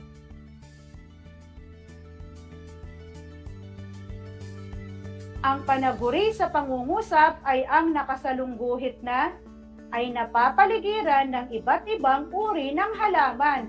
Ay ang panaguri sa pangungusap dahil ito ang bahaging tumutukoy sa simuno. Pangatlo, ipinagbabawal na kainin ang bunga ng punong kahoy. Ipinagbabawal na kainin ang bunga ng punong kahoy. Ang panaguri sa pangungusap ay ang nakasalungguhit na ipinagbabawal na kainin ay ang panaguri sa pangungusap dahil ito ang bahaging tumutukoy sa simuno. Tandaan, ang panaguri ay hindi palaging nasa hulihan matatagpuan. Maaari rin itong matagpuan sa unahan ng pangungusap.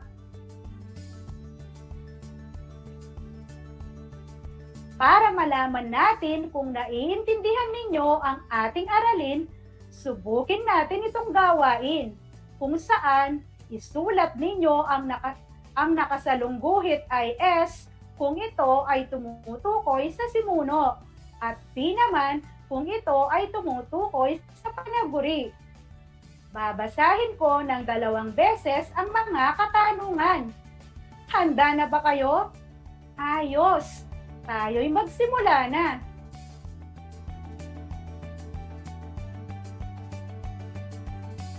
Una, ang mga guro ay abala sa paghahanda sa nalalapit na pasukan. Ang mga guro ay abala sa paghahanda sa nalalapit na pasukan. Ang salitang nakasalungguhit ay ang mga guro. Ito ba ay simuno o panaguri?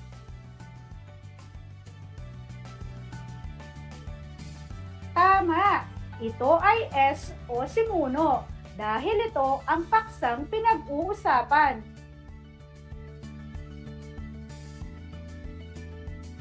Ikalawa, maging ang mga bata ay dapat masanay sa pagharap sa kalamidad.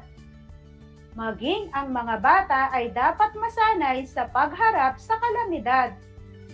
Ang salitang nakasalungguhit ay dapat masanay sa pagharap sa kalamidad. Ito ba ay simuno o panaguri? Napakahusay! Ito ay P o panaguri dahil ito ay ang bahaging tumutukoy o nagpapakilala sa simuno. Ikatlo, si Ginang Alma ay naglilinis sa bakuran. Si Ginang Alma ay naglilinis sa bakuran. Ang salitang nakasalungguhit ay naglilinis sa bakuran. Ito ba ay simuno o panaguri?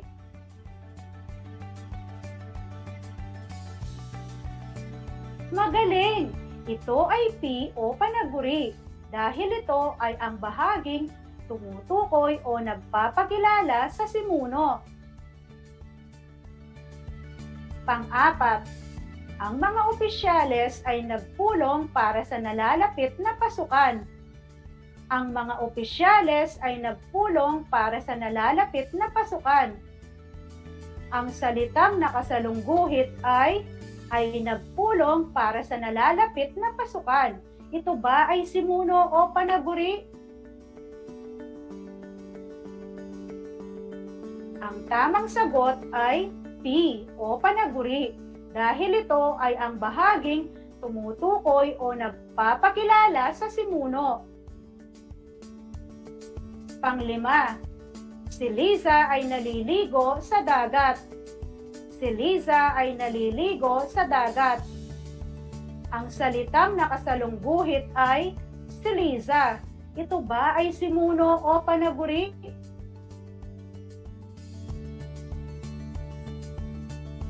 Magaling!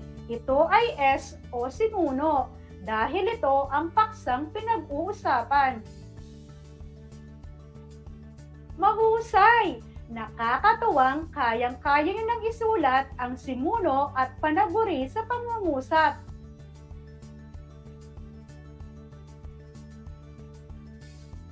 Sumubok ulit tayo ng isa pang gawain kung saan sasalungguhitan ang simuno at ikahon ang panaguri sa mga sumusunod na pangungusap.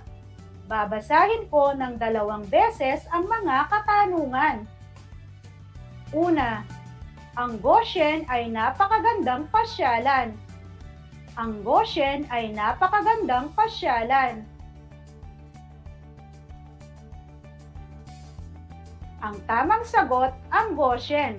Ang ating simuno, kaya ito ang nakasalungguhit. At panaguri naman ay napakagandang pasyalan. Kaya ito ang nakakahon. Ikalawa, magaling na kumanta ng kundiman si Lani. Magaling na kumanta ng kundiman si Lani. Napakahusay! Si Lani ang ating simuno, kaya ito ang nakasalungguhit. At panaguri naman ay magaling na kumanta ng kundiman, kaya ito ang nakakahon. Ikatlo, napasigaw ng malakas si Aling Amelia. Napasigaw ng malakas si Aling Amelia.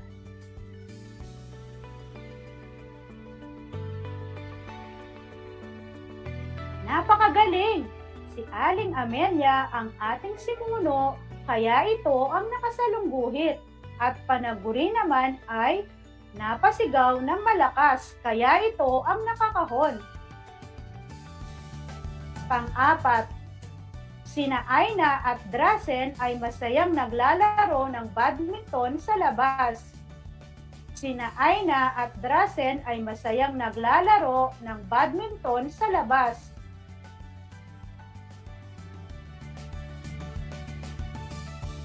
Ang tamang sagot ay sina Aina at Drasen. Ang ating simuno, kaya ito ang nakasalungguhit. At panaguri naman ay masayang naglalaro ng badminton sa labas, kaya ito ang nakakahon.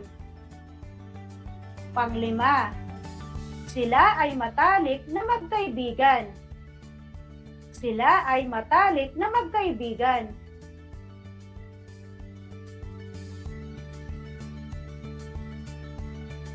Magaling! Sila ang ating simuno, kaya ito ang nakasalungguhit. At panaguri naman ay ang matalik na magkaibigan, kaya ito ang nakakahon.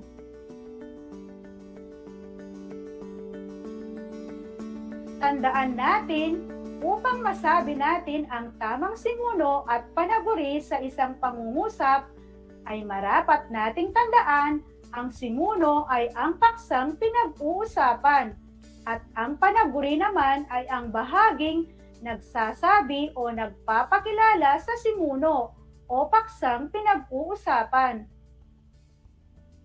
Nauunawaan niyo na ba ang ating aralin ngayong araw? Mahusay! Ngayon naman ay magkakaroon kayo ng isang maikling pagsusulit upang malaman natin kung talagang lubos ninyong naiintindihan ang ating aralin. Ihanda ang sagutang papel at ang inyong panulat. Heto ang ating panuto. Punan ng angkop na simuno ang mga sumusunod na panaguri upang makabuo ng pangungusap. Bibigyan ko kayo ng 5 segundo upang sagutin ang bawat katanungan. Pipiliin ang tamang simuno sa loob ng kahon. Babasahin ko ng 2 beses ang mga katanungan. Una, ang blank ay puno ng mga halaman. Ang blank ay puno ng mga halaman.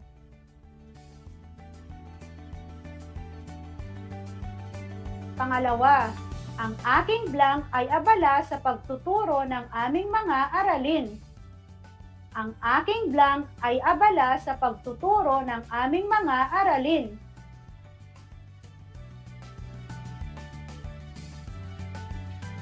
Pangatlo, maamo ang alaga kong blank. Maamo ang alaga kong blank.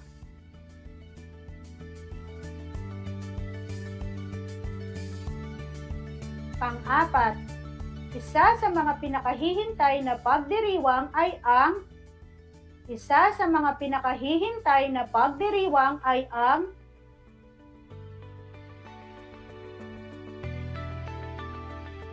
Pang-5, ang blank ay lalawigan na matatagpuan sa gitnang Luzon. Ang blank ay lalawigan na matatagpuan sa gitnang Luzon. Bibigyan ko kayo ng 1 minuto para sagutin ang gawaing ito.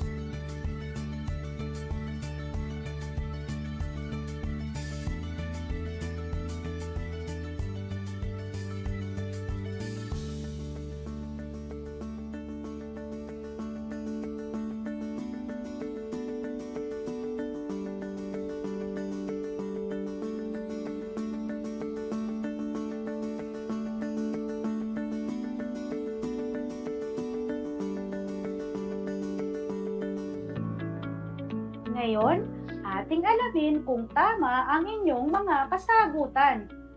Para sa unang bilang, kung ang sagot ninyo ay paaralan, magaling! Ngayon, ating buuin ang pangungusap sa pamamagitan ng angkop na simuno. Ang paaralan ay puno ng mga halaman. Pangalawa, ang tamang simuno ay nanay. Ang aking nanay ay abala sa pagtuturo ng aming mga aralin. Pangatlo, ang sagot ay pusa. Maamo ang alaga kong pusa.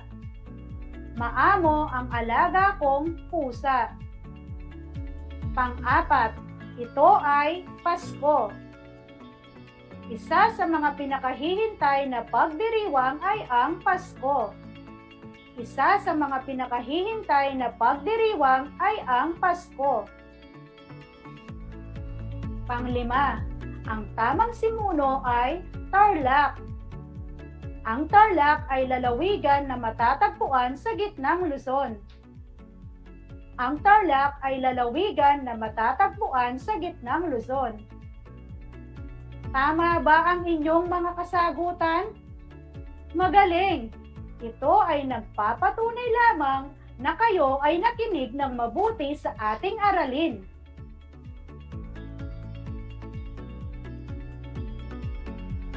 Dumako naman tayo para sa ating karagdagang gawain.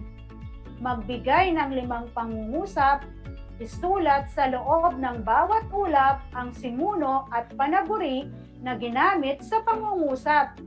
Isulat ito sa sagutang papel.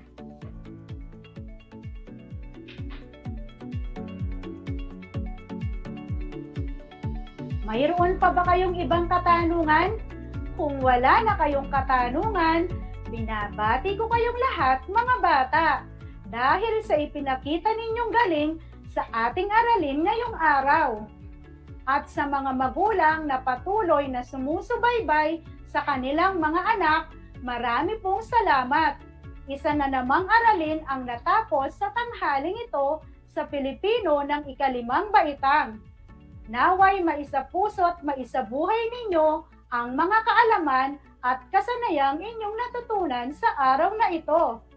Bago ako magpaalam, nais kong magpasalamat kay Ginang Rosalinda C. Bartolome, ang aming masipag at mabait na PSDS ng Bamban West District, sa aming maunawain at mapagmahal na punong guro, Ginang Baby Lee sa ETNACPIL, at sa aking mga kapwa guro na tumulong at umantabay sa akin sa gawaing ito, maraming salamat po.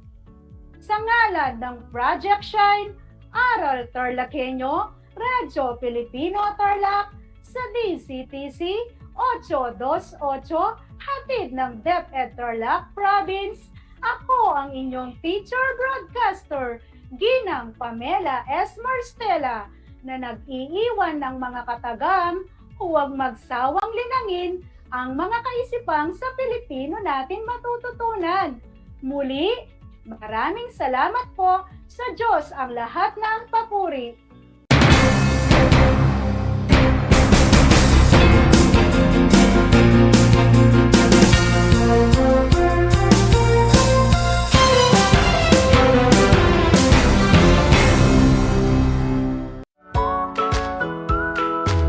Good morning, grade 5 learners. How are you today?